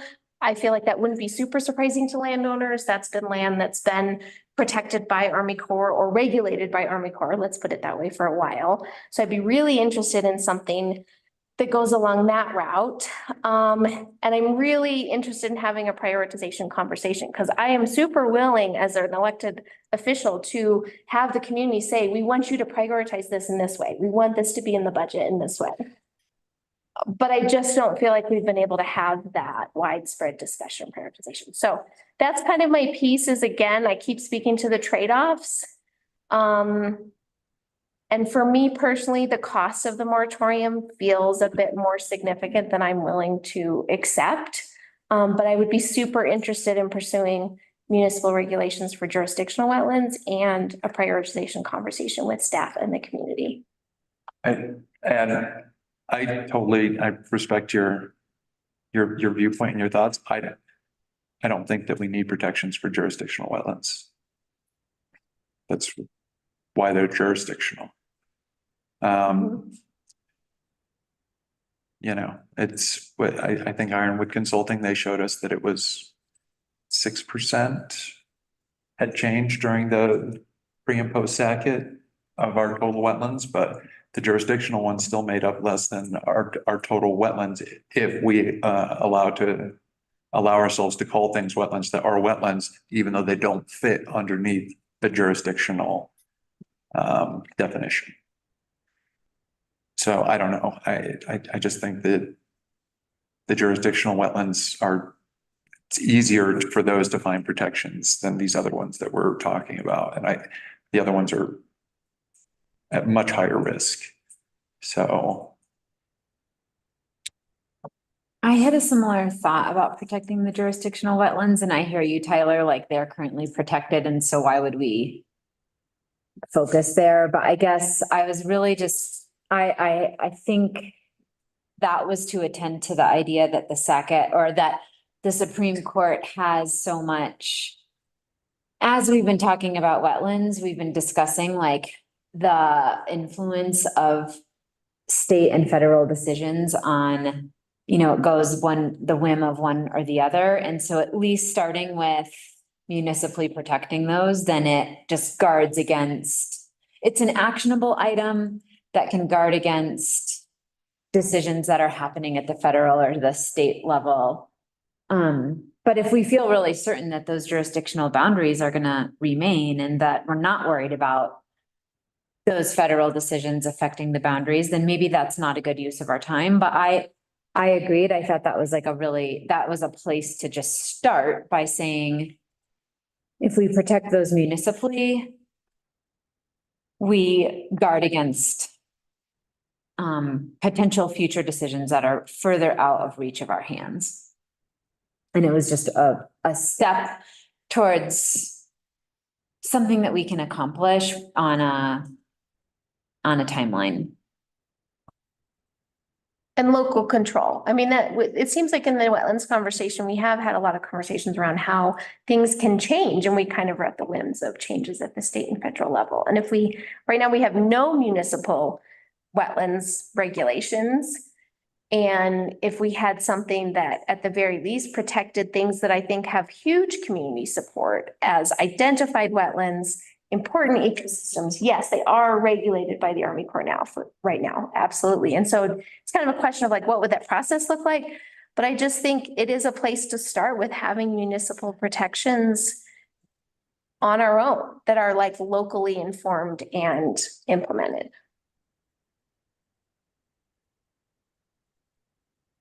So I think, Jim. Yep. May I? Thank you. About 18 to 20 months ago, this board endeavored into the discussion of wetlands and the protection of wetlands and really the discussion of what is a wetland. We sought out public comment. We turned to professionals that obviously knew more about this than we did. We even partnered with a consulting firm, Ironwood, to help us and guide us through this process. We failed ourselves, and I'll say it, we did, in this vote several weeks ago. While we're halfway through a process that we paid thousands of dollars for, we opened this thing up. Shouldn't have been done, and we did it. It's unfortunate, and I do feel bad for those property owners. I also feel bad for all of us and all the, I have to pardon my words, all the stuff that we've had to go through over the past several weeks and all the comments that we've endured. I don't know about you guys, but I have. We did this on the prospect of getting language in place to not only protect those property owners, but to protect the town of Silverton and also to protect the wetlands. That's why we did this, to safeguard and protect. And it's not just the wetlands, it's not just the town of Silverton, but it's those property owners themselves. And we pressed the button. We did. We opened this thing up, and now we're trying to put the lid back on it. I don't think it's smart to start a process knowing that we're halfway through the process. We haven't, we still owe money in the process. We still have several months worth of surveying and mapping to do in this whole thing to open this thing back up. No, I don't think that's smart. I just don't. I don't think that's smart for the homeowner, for the property owner, sorry. I don't think it's smart for the town. I don't think it's smart to jeopardize these lands that we will never get back. And once we have this map, this tool that has been provided to us, then we can make those tough decisions. And if we do anything, we're setting up this next board, we're setting them up for success by allowing them to have this roadmap, by allowing them this time to get their feet underneath them, to get a better understanding of what they're facing, what we have faced over the past years. I am not for opening this thing back up. I don't think we should have done it in the first place. We need that information. And we talk about safeguards and protection. That's exactly what this was done. This is why we did this in the first place, was safeguards and protection for everybody involved. So So you would support the 10-month moratorium? I'm with Tyler and Jordan on this one. Absolutely. Okay. Sorry. I'm sorry. We're glad you're here. I think this is, I think we're here today because we have this phenomenal staff. And we feel like the town of Silverton is at a point where it can take on something complex and important and I think for the entire history of Silverton, there's been no wetland policy because we've had a lot of administrator turnover, we've had staff turnover, and we've had to just sort of scramble to make sure that we are like charging people the right amount for their water and sewer system. And I think we're here today because we are in a place where that capacity feels like it's been expanded. And that, I think, is a huge celebration. And I think that we're seeing the benefits of what having consistency and like a lack of administrator turnover can do for us as a community. That's the only reason we're talking about this tonight. And I think that my input here is that regulating wetlands, protecting wetlands is a substantive conversation that if we had a great answer for it, we would have answered it right now. And I think it's doable. I think it's possible. I think this is a really challenging time to try and execute something in a high quality way without a budget for it and without staff capacity for it. And I really want to be clear. I think protecting wetlands, regulating wetlands is in the future of Silverton because we have a really consistent, high quality, dedicated professional staff. And this next board is going to be set up for that. I just can't help but think that the timing of this in this exact moment, the urgency we're feeling is based on actual climate data. We know that the land is never going to be, we're not going to get the wetlands back. I recognize this. I understand this scientifically on an ecological level. And I also want to acknowledge that staff has a lot on their plates. And if this is something we can accomplish with minimal impact to the staff, and we have some pencil, paper, actionable items,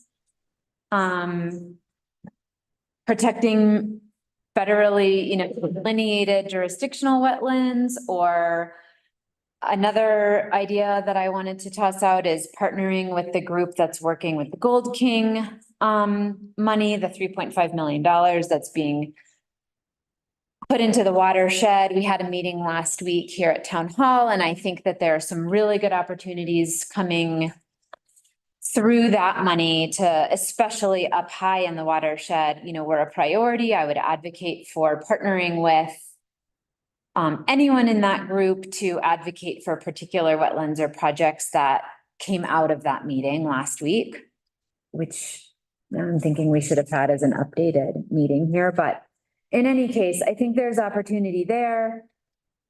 But I think my point is, I think this is very overwhelming timing for our staff. I think it's displacing community priorities that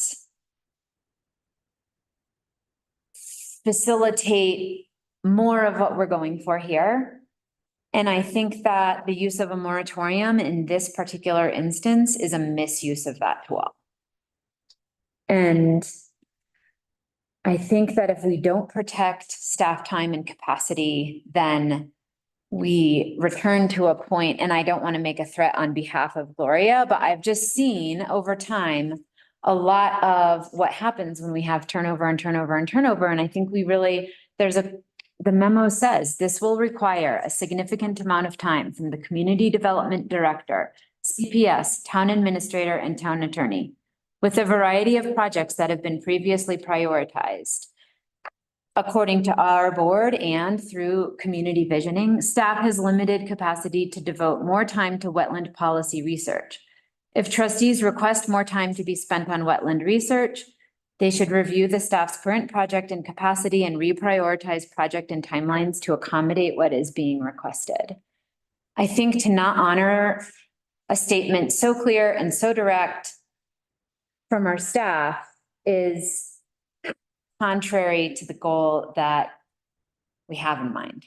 So I think that a wetland policy is in our future. I think it's really doable. I think that there's definitely the potential that somebody wants to build on a non-delineated or a non-identified, non-jurisdictional wetland in the coming months. And we went through that and it sucked. And I don't wish that on the next board, certainly. And I'm willing to prioritize the capacity of our staff over the potential risk that that may happen.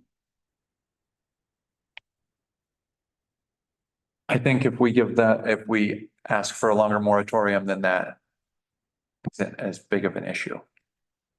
If we give Right, them a so- 3-month moratorium, then that means staff has to put this front and center, right? If we give them a 10-month moratorium, then they can do what we're looking at immediately, and then they can have more time on the back end, I would hope. My two concerns are, there's never going to be a good time to do this. And again, I wish there was a silver bullet for this. I really do. This is it's frustrating, this issue, because I feel like we're all in agreement on what we want to have happen at the end of the day, but it's just so hard to get there. But I'm also worried that, and I said this after some of the projects that spurred this discussion. I'm worried that we're not going to have wetlands to protect if we wait too long. So I would rather, try and start working this process now and save what we have and do the best we can by giving staff as much time as possible to work it out. And yeah, it's going to slow down a bunch of what could be a bunch of maybes, maybe somebody will build, maybe somebody will do this, but maybes aren't. Maybe they won't. Maybe they won't, maybe they, so, and I would rather put this in place. And then it also, if speaking of a new board, if a new board does come in and, maybe this is something that the new board wants to address, especially based off of maybe the canvassing they've done and the community outreach they've done to get elected. And they're like, oh, this is front and center priority. And they come in and they're like, oh, there's 10 applications in to build on these wetlands because we didn't do anything that would have stopped them. And now there's nothing they can do.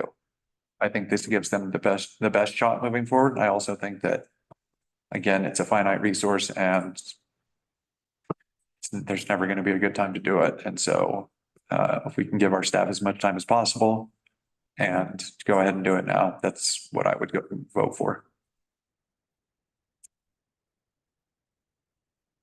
And I wish there was just a ton of money to go and buy them all out and just sell them, but it's just not the. That's my wish too. I think that's the ideal outcome. I mean, I think if I were to define the ideal outcome here, it would be buy the wetlands and conserve them. Let's figure out what's wetland first before we start buying property. Okay. Yeah, I wouldn't want to buy something. Anyway, that's not on the table. I mean, let me be super clear. I am very open to having that discussion about regulating or protecting or preserving or buying, whatever we want to do. I just don't support extending the moratorium because I think the costs are too high. But I'm very supportive of having prioritization discussion. I'm very supportive of certain protections. I'm not supportive of regulations to put the sole onus on the property owners, but I'm super open to other creative ideas and funding for sure. I think there are a lot of options here and I think there's a lot of ideal outcomes. But just from my personal perspective, I think the cost of the moratorium to our other important priorities in our community, whether that be housing, economic development, are too high. And I think I'm not willing to put the sole costs on property owners for whatever we decide. That's just full disclosure, but I'm super open to prioritization and talk of funding and how we think about something.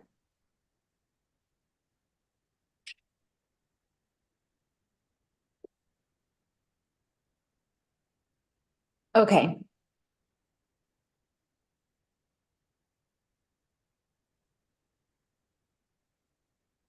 This is just such a tricky one because it's like kind of these two separate things. We have a moratorium.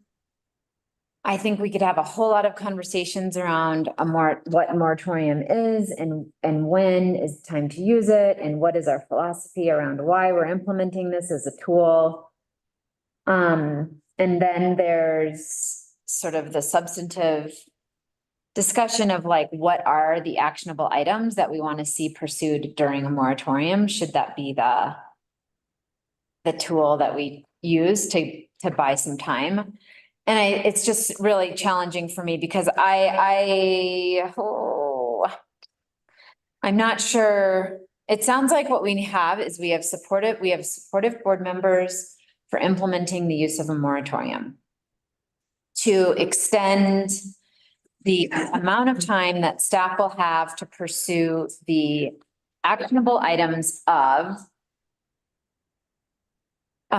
completing the functional assessment of the wetlands and adopting the wetland map.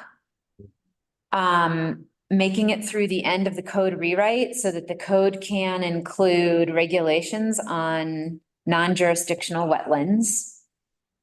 And allow the next board to come in and sort through the priorities as they see them as a board and as that interacts with the priorities that the community has set in the master plan. So I think what we need to do then is discuss, the moratorium is a part of this. We have to sort of start there is what. Can I ask one clarifying question for Gloria too? Because we have the moratorium piece, but you made a request that we have a kind of prioritization discussion as a board before the new board is seated. Do you feel like that discussion is kind of irrespective to an outcome of a moratorium, or are they directly related?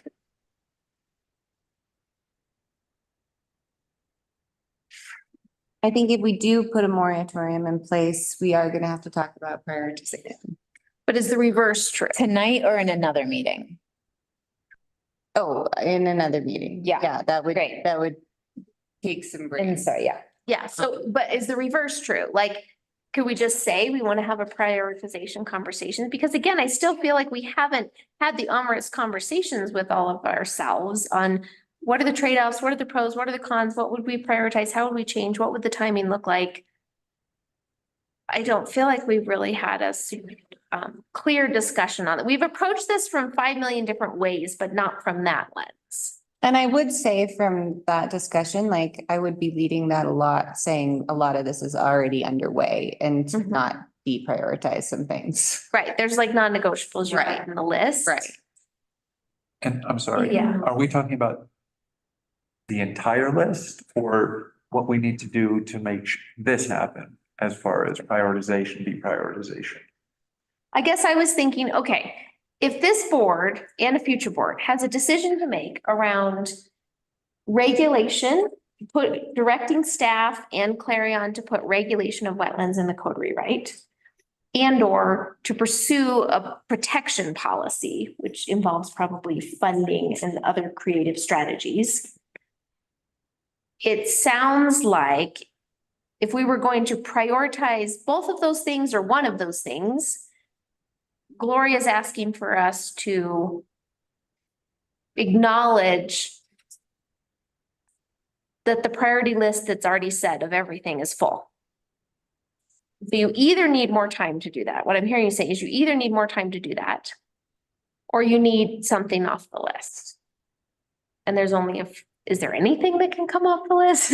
I mean, I guess again, that's the thing I've said from all along is this board, we still haven't acknowledged that this is on top of the priorities that we have historically set. Well, it could be included in the land use code rewrite. That is a standard that would fall right in line with chapter 16. Right. And then the outcome would be something that looks like a regulation. Yes. Regulations, development regulations. Yeah. Yeah, and I think the way where staff's coming from here is, and we don't want to say us, you know, versus you guys or anything like that. And yes, of course, you guys will set our policy direction and we will take that direction. But we have to look at it as what is your strategy? Because that's what we follow. We follow your strategy. We follow your priorities. We follow the master plan. Those are all our guiding documents to justify our work.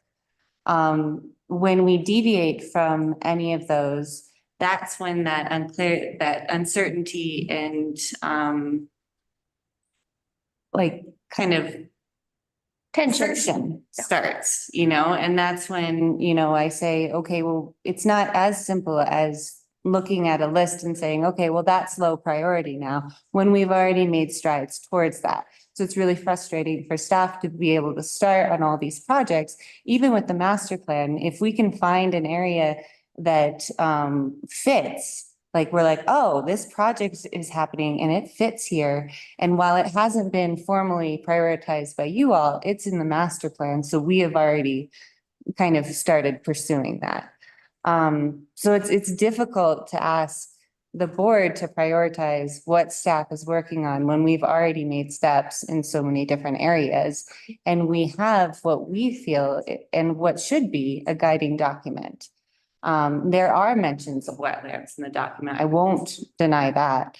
But it's not an actionable step that we have the clear direction on. And that's what we're relying on you all for, is interpretation of that and trying to help us figure out what that means and what going forward. And maybe it's too big for the board, honestly. Like, this has been discussions for so long, maybe it's too big for the board. Maybe it's time for the community to step in at some point and say, hey, this is the direction we want the board to go.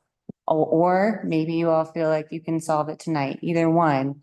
But that's just kind of a bigger picture. And I don't want to say that we're coming at this pro or for or anything like that. It's more of getting clear direction and being able to move forward with projects and knowing that the work you're doing is worthwhile and that you're going to see a result at the end. Because if we stop any of these projects too that we've had momentum on, that's when we get frustrated. That's when we get demoralized, because we'll be on a trajectory and then get moved to a different one. If that helps create some understanding. Well, and I think because this particular issue has such a broader context to it, an environmental one and an ecological one, it has like the existential threat kind of thrust to it. It's really hard to see how would we not prioritize it? How can we not take something that is so, you know, so incredibly essential to life on Earth and say, well, we're just going to deprioritize. We're just going to, we're going to put that on the back burner. I can understand why that argument is an awkward one to make. But I think from a very practical perspective here, we're just talking about the work that our staff is doing and the timing that this is creating in terms of urgency and what can actually be accomplished. And I think it's really unreasonable, I think, to act contrary to the priorities set by the community. And if we're going to deviate this far beyond the capacity of the staff and the priorities set by the community, I would like us to consider a special election, a referred ballot question that says something like, do you support the protection of non-jurisdictional wetlands within the town of Silverton? I think a couple things. I think we've already defaulted this as a priority by the amount of time we've taken. Exactly. It's exactly. There's the temporal problem of, I think we could come up with a coherent strategy if we knew we were all going to be together as a board for even like the next year. Yeah. And I think rather, I think what you're, part of what you're electing is people who are making a decision on this and creating a strategy around this.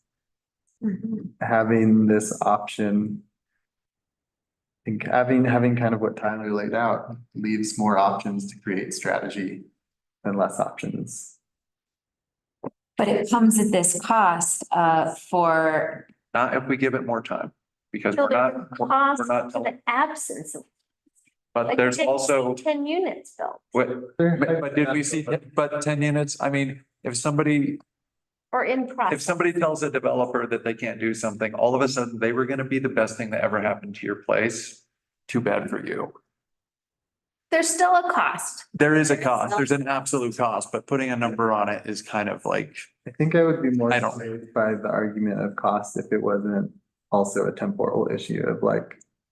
That cost has a dead end to it, it has a time limit to it, like if you go and build on that. You don't really have value to build on it infinitely. And you're comparing something that has an assessed value to something that is invaluable and can't be assessed in the same manner. So having that comparison is just non-existent and kind of pointless to me.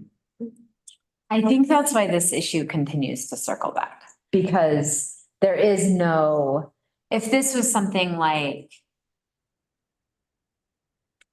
if this was an issue that didn't come with such an ecological threat to it, I think we would say, whoa, we've been derailed. We've deviated from the priorities set by the community. We are fully not listening to the things our staff is saying, like something has gone seriously wrong. If this didn't have such an environmental consequence to it.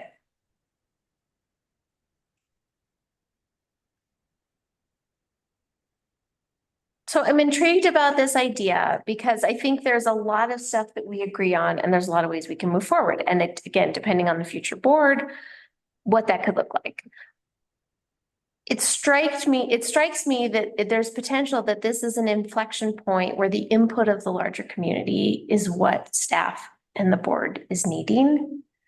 And so I would be curious, what are the tools that we have to solicit that input from the larger community? So from what we've talked about today, one option is if we put some sort of wetlands regulations in the code rewrite, that has a public process with public input. That's one tool. A wetlands protection program. How does that get public input or community direction? That's not as clear. That's not as. So then what is the option around a referred ballot measure? For like actual voting on. I would argue again, and Jordan just kind of said this, I mean, we're having an election coming up shortly. And I think,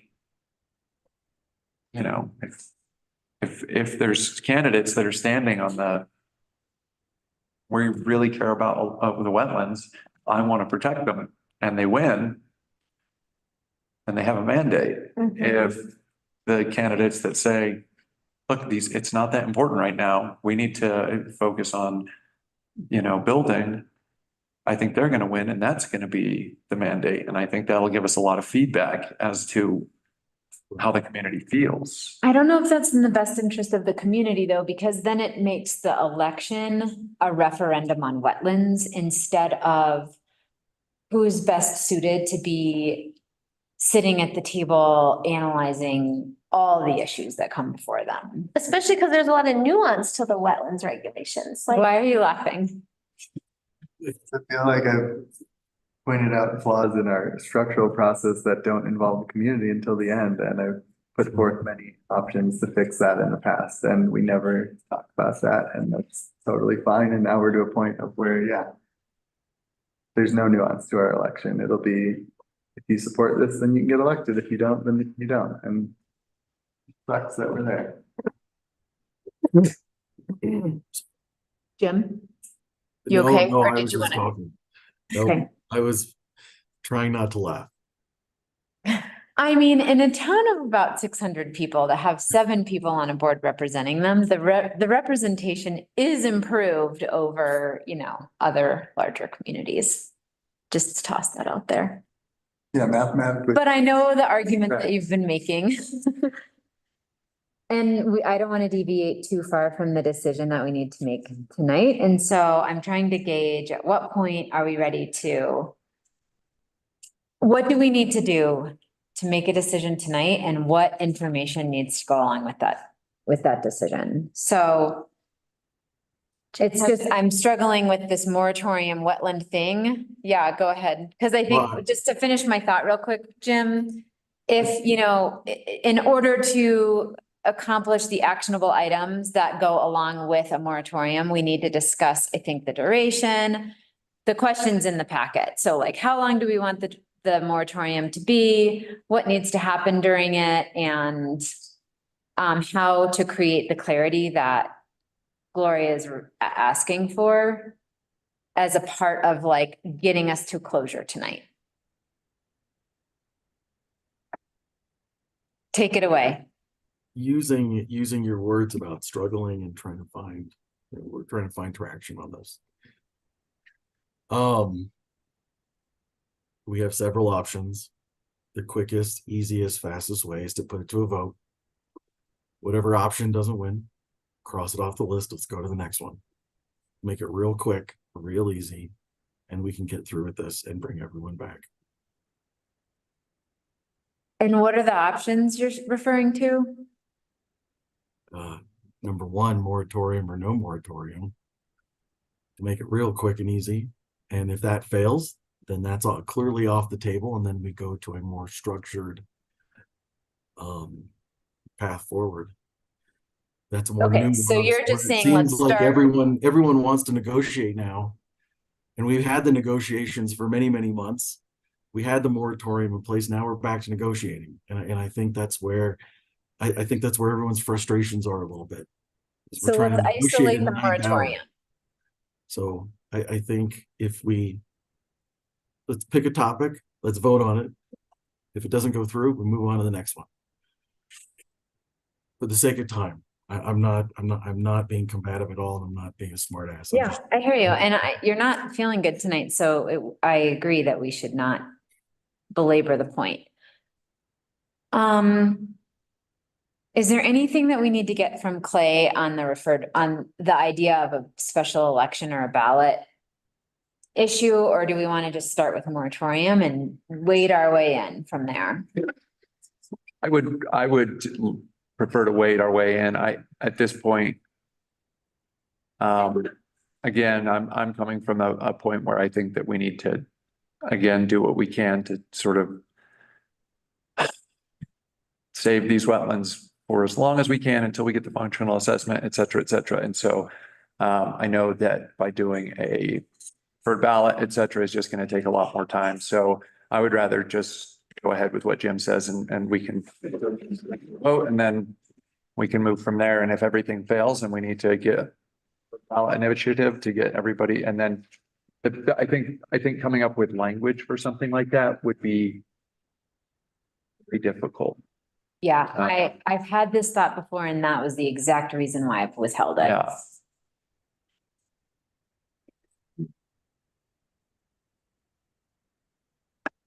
I just find this a strange inflection point to be shifting priorities around on I will call it the poorly attended Monday night meeting, you know, making a consequential decision about shifting town priorities without a lot of public input, I think is a strange inflection point for us to be veering or taking a significantly different direction away from that. But let's just see where we are. I kind of want to toss this out, or go ahead. I still don't think that we're veering away from finishing other projects or staying on track with those, because I really think that by giving town staff a moratorium that gives them enough time, then they won't need to, you know, all of a sudden push all of these things that are at the forefront to the side to focus on wetlands. It'll give the new board time to get up to speed, to learn about the ins and outs of it. They'll be able to figure out whether or not, you know, is a protection plan the best way about it, or is regulatory stance the best way to do it? And so I think by having another moratorium that gives everybody enough time, new board and town staff, to finish current projects, I think that might be the best way forward. And then we're not completely reshifting everything that we've been working on, like, going, okay, we have to get this done in the next month, so we want them to just stop, refocus all of their efforts. I don't think that that's the right thing to do. Okay. So is there a motion to approve? And this actually, Clay, this might be a question for you. This would be initially, we approved an emergency ordinance to implement a moratorium. I'm wanting to make a distinction tonight that we would not be implementing an emergency ordinance, that we would be implementing a regular ordinance. Okay. So are we in You can agreement? put that in on your this? motion to direct staff. Okay, so it would be directing staff to draft an ordinance implementing a moratorium on lands identified as wetland to sunset on December 31st, 2024. Which definition of wetland? I think the one we adopted.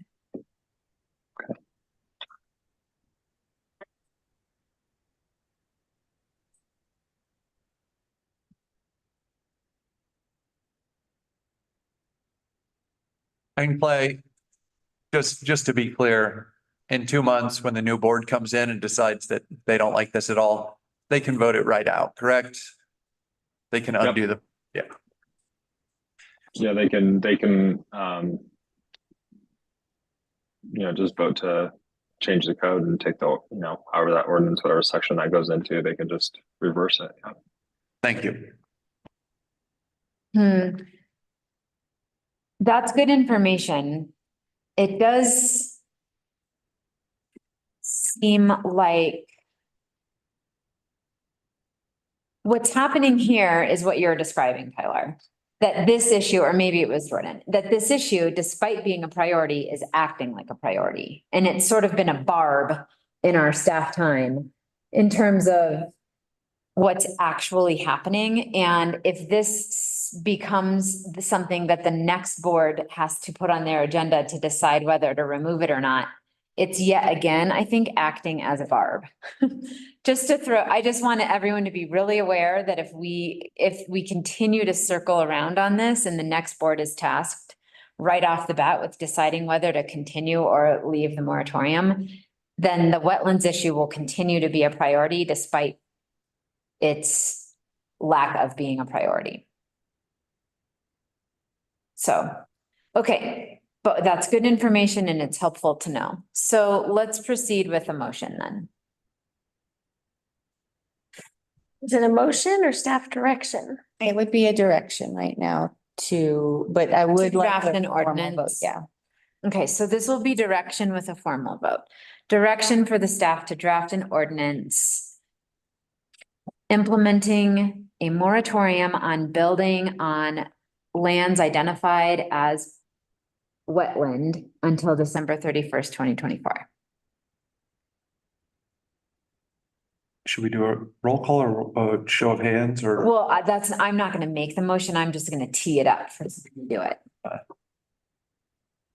Directions. I think we could just do a read. I mean, I'm just gonna ask for somebody to give direction. That sounds something like that. Oh, yeah, I'll give direction.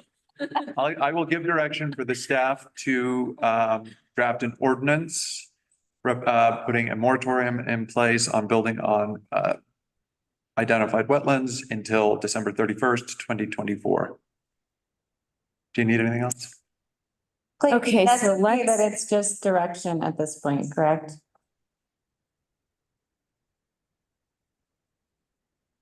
I just want to make sure it's clear. Yeah, I mean, we're not mean, you're basically just, I mean, so anytime you guys make a decision, I mean, even if it's not a written resolution, you're resolving to do something. And at this point, you want to, you still want to have a vote so that one trustee isn't tasking an entire staff. So it has to still have a majority because it does require resources and time. So I would still vote on it, but it's just a verbal resolution to direct staff to bring back an ordinance. Okay, so we So wouldn't it's how necessarily need Trustee a- Tyler gave the direction, somebody can second it and then vote on it. I'll second the direction. Okay, let's have a vote on the direction, please, Melina. All right, trustee Cranker, I'm very open to continuing the prioritization. I'm very open to having regulations on jurisdictional, non-jurisdictional wetlands. I think the costs of the moratorium are too high. So no. trustee Harper, Yes. trustee Birma, Yes. trustee George, Yes. Mayor Pro Tem Barney. No, I do not support the moratorium until December 31st.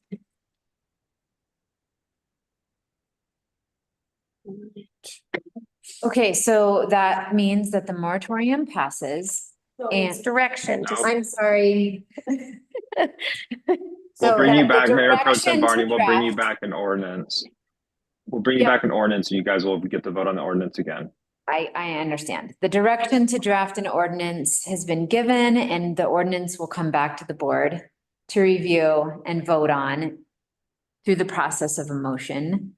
And it's not an emergency ordinance, and so there will be, There's no requirement there's of no a, public comment. There is a public comment period, and there'll be like first reading, second reading. Two meetings. Right. Thank you, procedurally. yeah, that's really good to highlight. I'm wondering if what you need, Gloria, or in Lucy too, in terms of just really clear actionable items that are happening and how and when we want to go about naming those. So far, I have finish the functional assessment, adopt the map, and include wetland regulations in the land use and development code. And can I request some clarification? Was that direction to put the moratorium, to bring an ordinance that puts a moratorium on all development unless property owners can prove that there are no wetlands, or is that direction for the map? Based on what is said in the map? I thought it was what we had used for the previous moratorium. So there is a moratorium unless the property owner can prove there are no wetlands on the property. Yeah. Okay. That's what the previous was. Am I correct? That's what the previous one was. Yeah, I just wasn't sure if that's what was being requested. Okay. Can I just add one more layer here as a compromise? I really dislike the broad moratorium.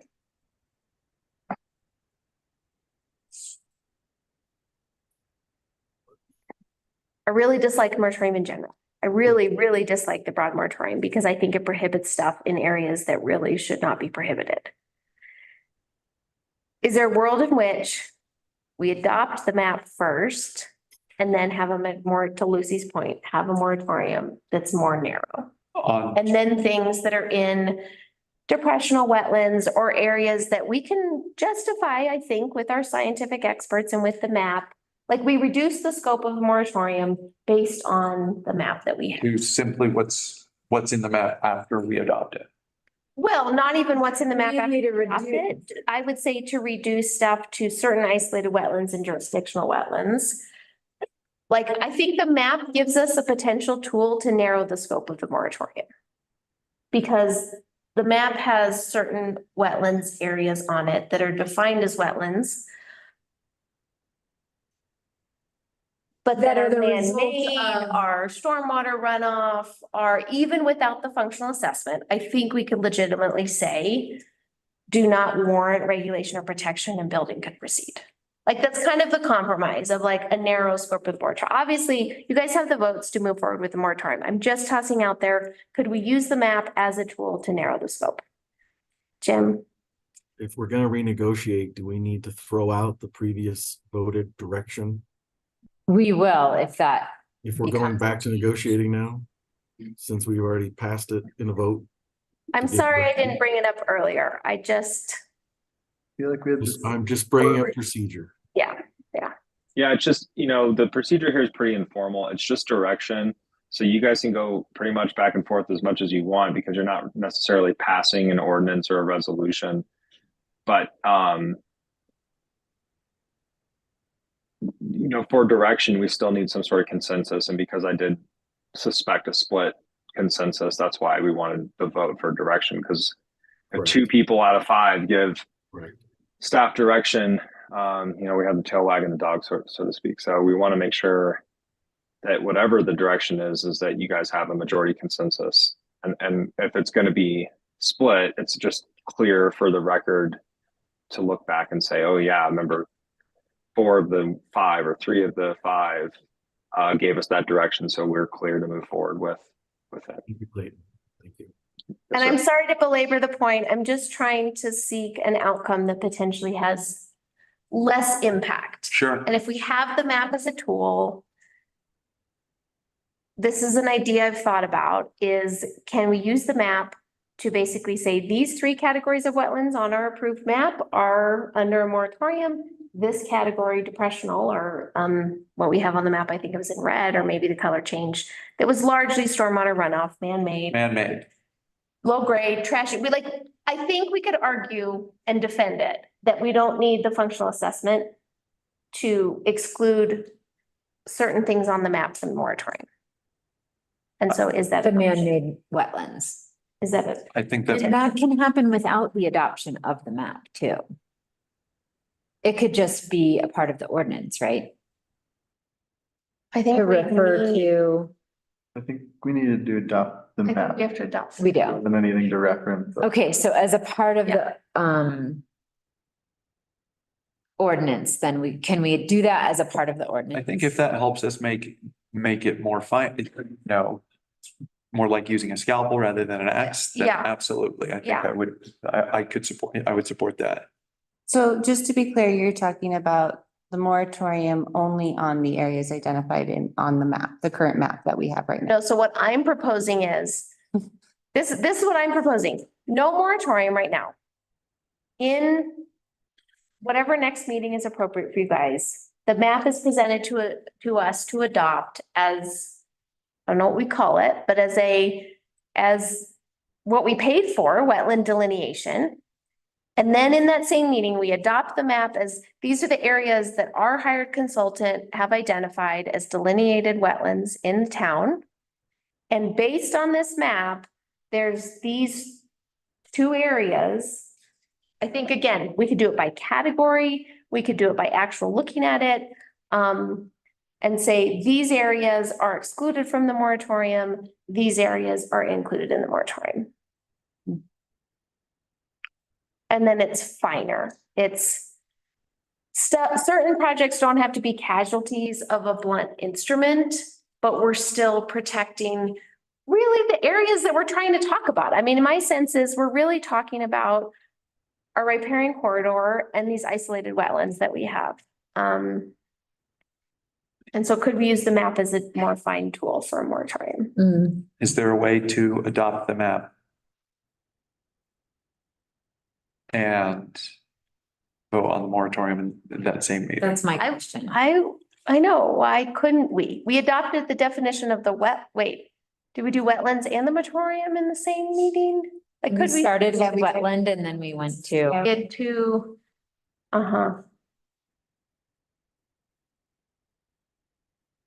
But potentially using the map in the ordinance is what that's what you're proposing. I'm trying to just propose a solution that makes the moratorium more.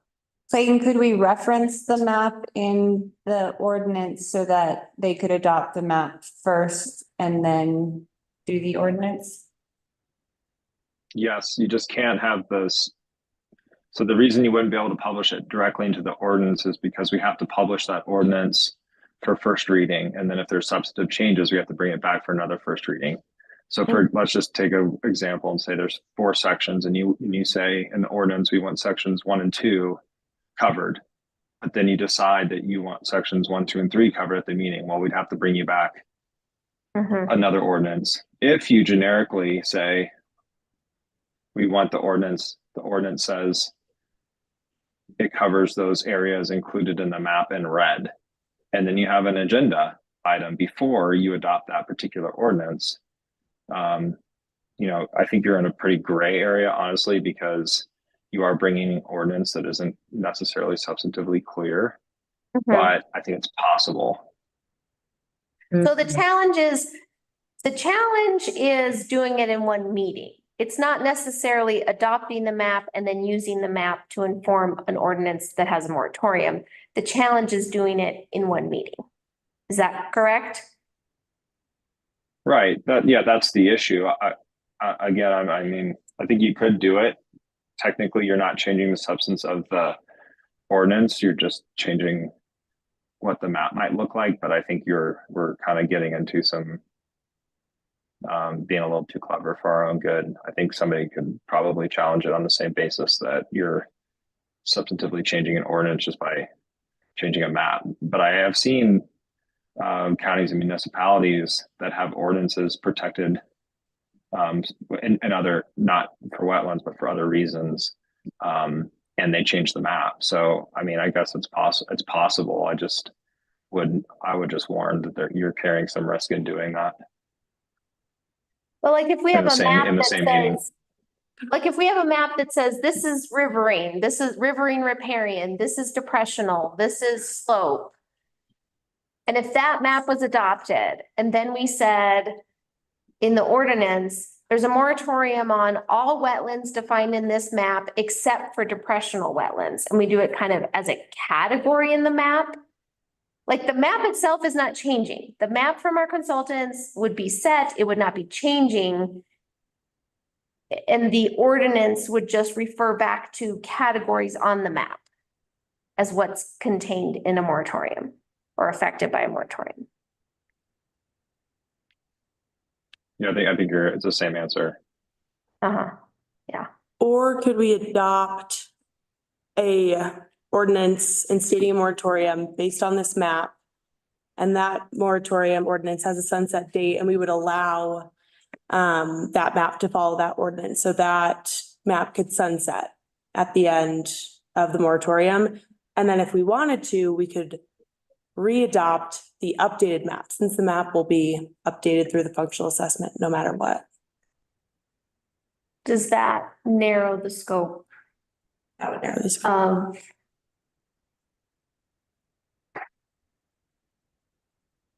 Because the last moratorium we had, anytime an applicant would come to me, if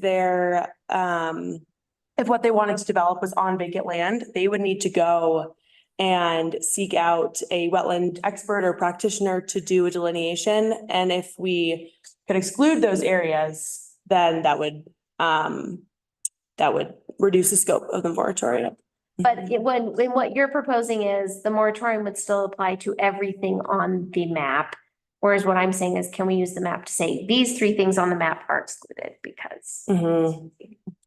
So I see that. So I get it. I'm willing to, any little bits where we can make it less onerous, make the process less onerous for staff or the applicant, or potentially have less cost to stop to building. But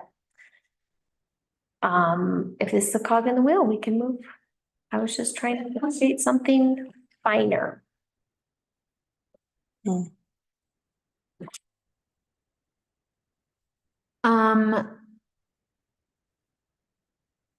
In giving direction here, I think we are bumping wetlands up in a priority step because ordinance will need to be drafted, and so I hate to go work the opposite direction, but potentially, since this is direction, in the time that the ordinance is being drafted, we could also direct staff to work with the map and find a way to reference it in the ordinance. If we can't figure it out tonight, I don't know. Maybe there's a way that it, as a part of drafting the ordinance, something comes to light, or maybe that's too optimistic. I'm not a huge fan of the staff spending their time in this way from the outset, so I hesitate to include more direction for staff on this subject. So instead of being as finite and saying these areas on the map, could we just adopt the map as is? And that way, the people that are building on vacant land that aren't anywhere on the map, they're exempt. And then and everybody else, there will be a moratorium on. Right. And the outcome is not that certain applications get to go through that may be on areas that we would deprioritize anyways, but that the process is slightly simpler for people that are clearly on areas that are not close. Yeah. Or the ordinance of the moratorium passes, it doesn't refer to a map at all. It refers to lands identified as wetlands. And when the wetland map can be updated and adopted, or when the wetland map is ready to be adopted, there's a procedural element to the agenda that revises the ordinance to incorporate the map. And there's a slight change or revision to the ordinance in the reverse order. Yeah, I guess that's a question for Clayton is like, if we adopt a broad moratorium now, and then in the next, that's a moratorium for 10 months. If in the next 6 months, we adopt the map in some form, can we amend the moratorium at that point?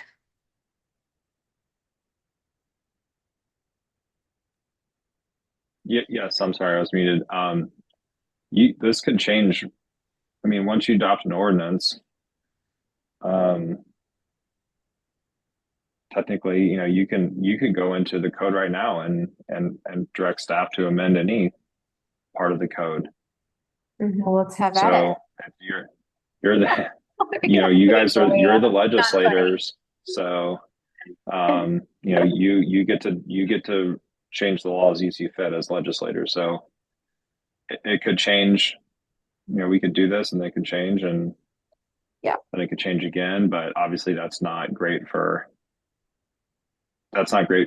long-term stability of land use and zoning for the town, because you're going to create a lot of instability,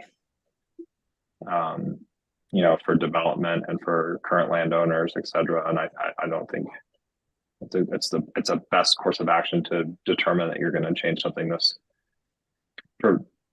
that might be restrictive, multiple times in a given year, or even, a given few years, because it's not sustainable. But yes, technically you can change any law at any time.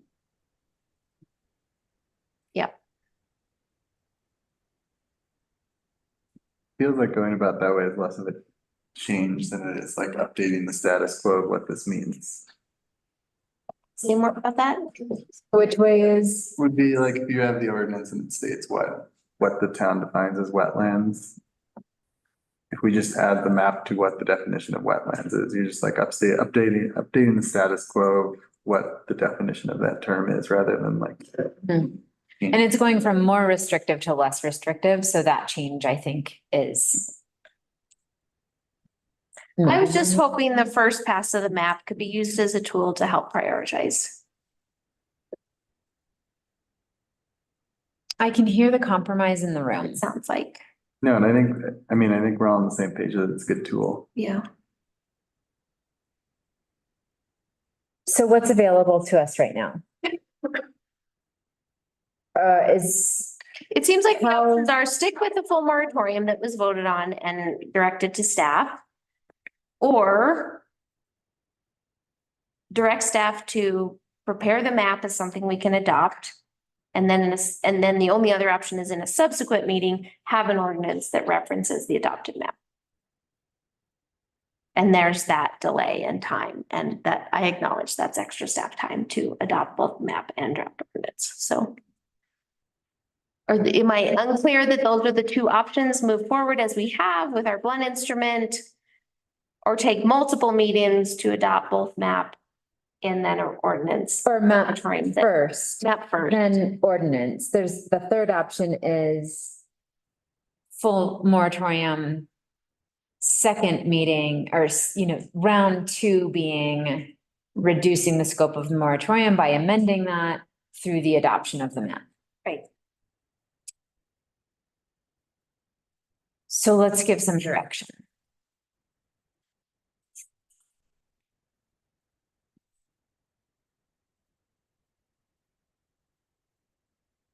It feels like what I would imagine to be the least work. I don't know. I feel free to correct me, but I feel like the least work would be to stick with kind of what we have, and then after the functional assessment, it seems like that's gonna be what the map is. I don't foresee it changing once we get that kind of completed. And kind of updating the status quo of what wetlands are. Yeah. Based on that. And that happens around June. Yeah, and that could happen anytime in that 10-month period, and Just thinking from the builder's perspective, like.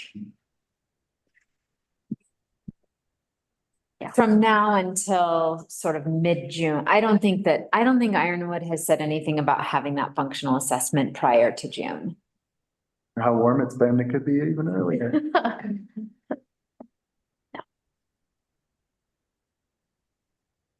Okay, I mean, so let's majority get has, direction. I appreciate the, I mean, I'm happy to hear from staff too, if they feel like that's more work than our other options we've laid out. I don't know what would be best. I think staff is.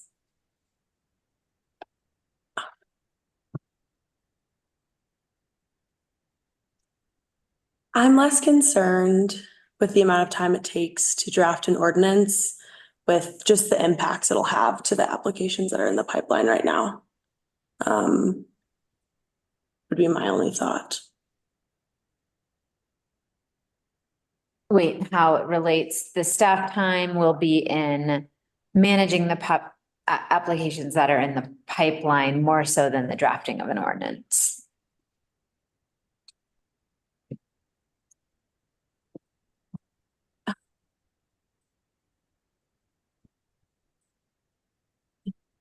I just. There are applications and like the pre-app phase right now that will be affected by this, and I think. I just wanted to note that, I guess. Yeah.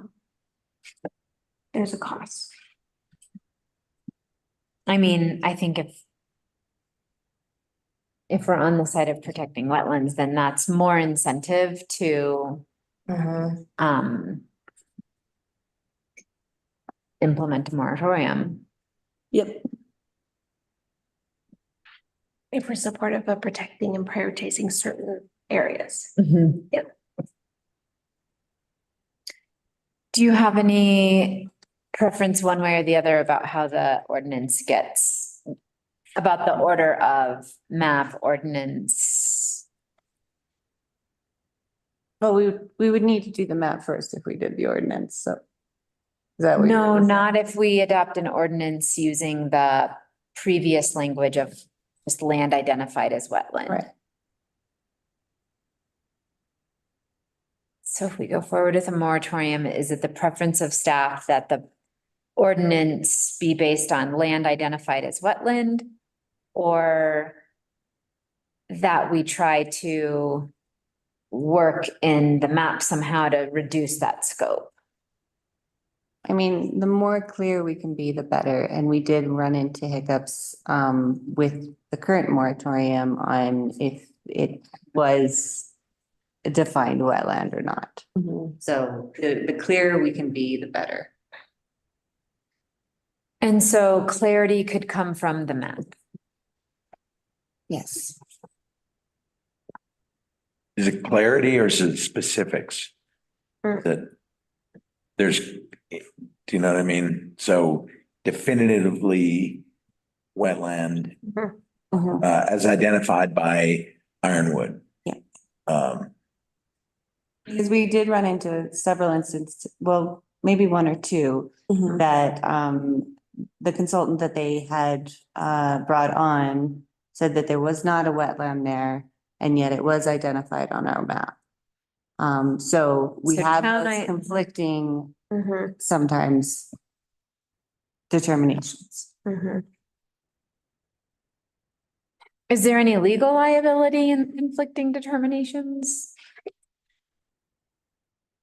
Like, is this a time to be more clear or less clear? This vagueness.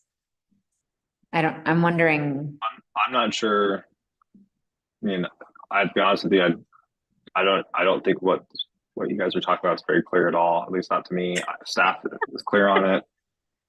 That's fine, but you know, the direction, we still have a direction from the majority of people to bring an ordinance. And so, you know, unless they want to withdraw that direction, start over and give us new direction.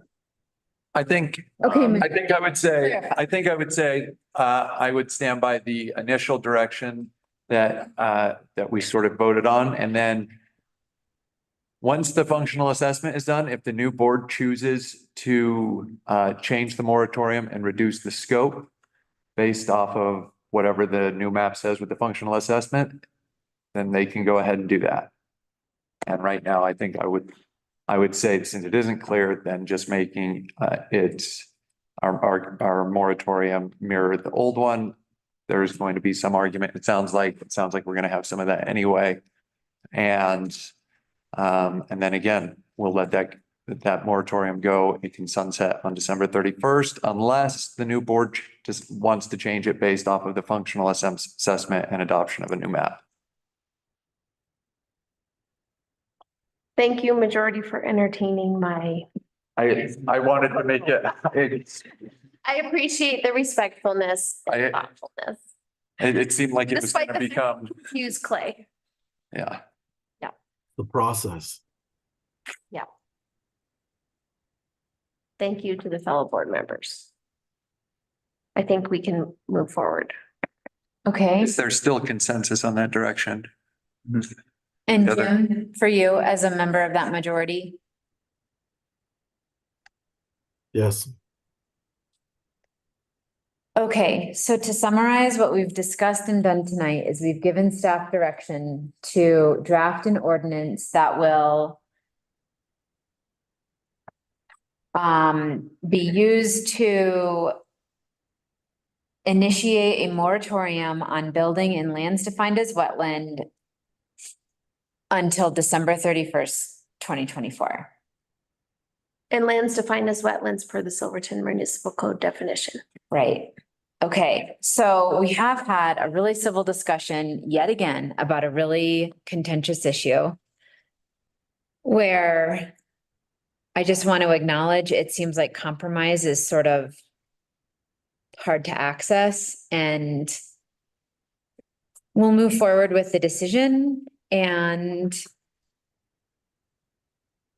I do want to just state that I've heard staff say that this is a challenging direction for us to go as a board.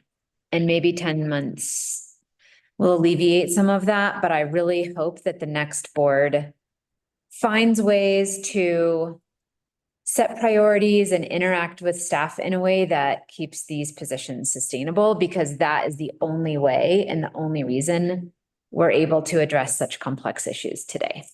This would have been unthinkable 4 years ago. Thanks for being so awesome. That will conclude the agenda item 9B, continued wetlands discussion. Shane and Liv, you can return to the meeting and we can open it up for public comment.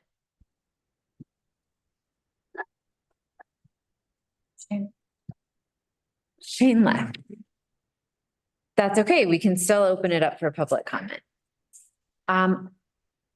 I see a hand raised, but I can't read that far away. It's really small today. Yeah. It's really small. I need better glasses. Typically we would have in-person comments, so I just wanna. Okay, All right, this is Melody. This is the end of the meeting comment, not the end of your discussion comment, correct? correct. Okay, I forgot to mention when I was talking about a skating rink, that in your Ray, they use those liners, but I hear them frequently talking about how the liners can get cut and how expensive it is to get a new one. So you should look at a more substantial structure. And one of the things that initially brought me to thinking we really needed to do a skating rink was the year that the Ridgeway and Durango team were shoveling Andrews Lake and playing their games up there. And we need to move that business into town. We need to have them come in so they can get a sandwich. They go to the gasoline, get some gasoline. They do this or that. And so that's one of my reasons I forgot to bring up earlier. When it comes to the last discussion, I will say one thing. This is the first time I've heard this subject with less emotion than ever before. So you're getting somewhere because you're not so emotional about it. But even though it's been difficult, you are getting to a peaceful point. And I wanted to thank you for that. Have a good evening. Thanks, Melody. Yeah. There's another hand. And do we have another hand raised? Yeah. Okay. Can everyone hear me? We can. The floor is yours. Just introduce. Great. This is Evan. I would be there in person if I was in town, but I have been out of town a lot. And I just want to say that I appreciate you all still working very hard on this. And despite no one being there in person, there are a lot of us who do care deeply about the wetlands situation and about our natural resources. And so even though there's no one there tonight, people do still very much care about this. And so I just wanted to speak for myself and others who I know care deeply about it. That's all. Thank you.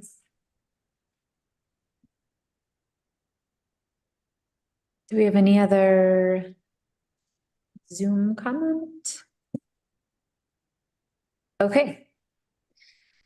All right, well, with that, we'll end public comment and adjourn our meeting. It is 9:41. Thanks, everybody. It's an honor to serve. Feel better, Jim. Feel Thank you, better. guys. Oh. Take care, Jim. Thank you. Have a good night.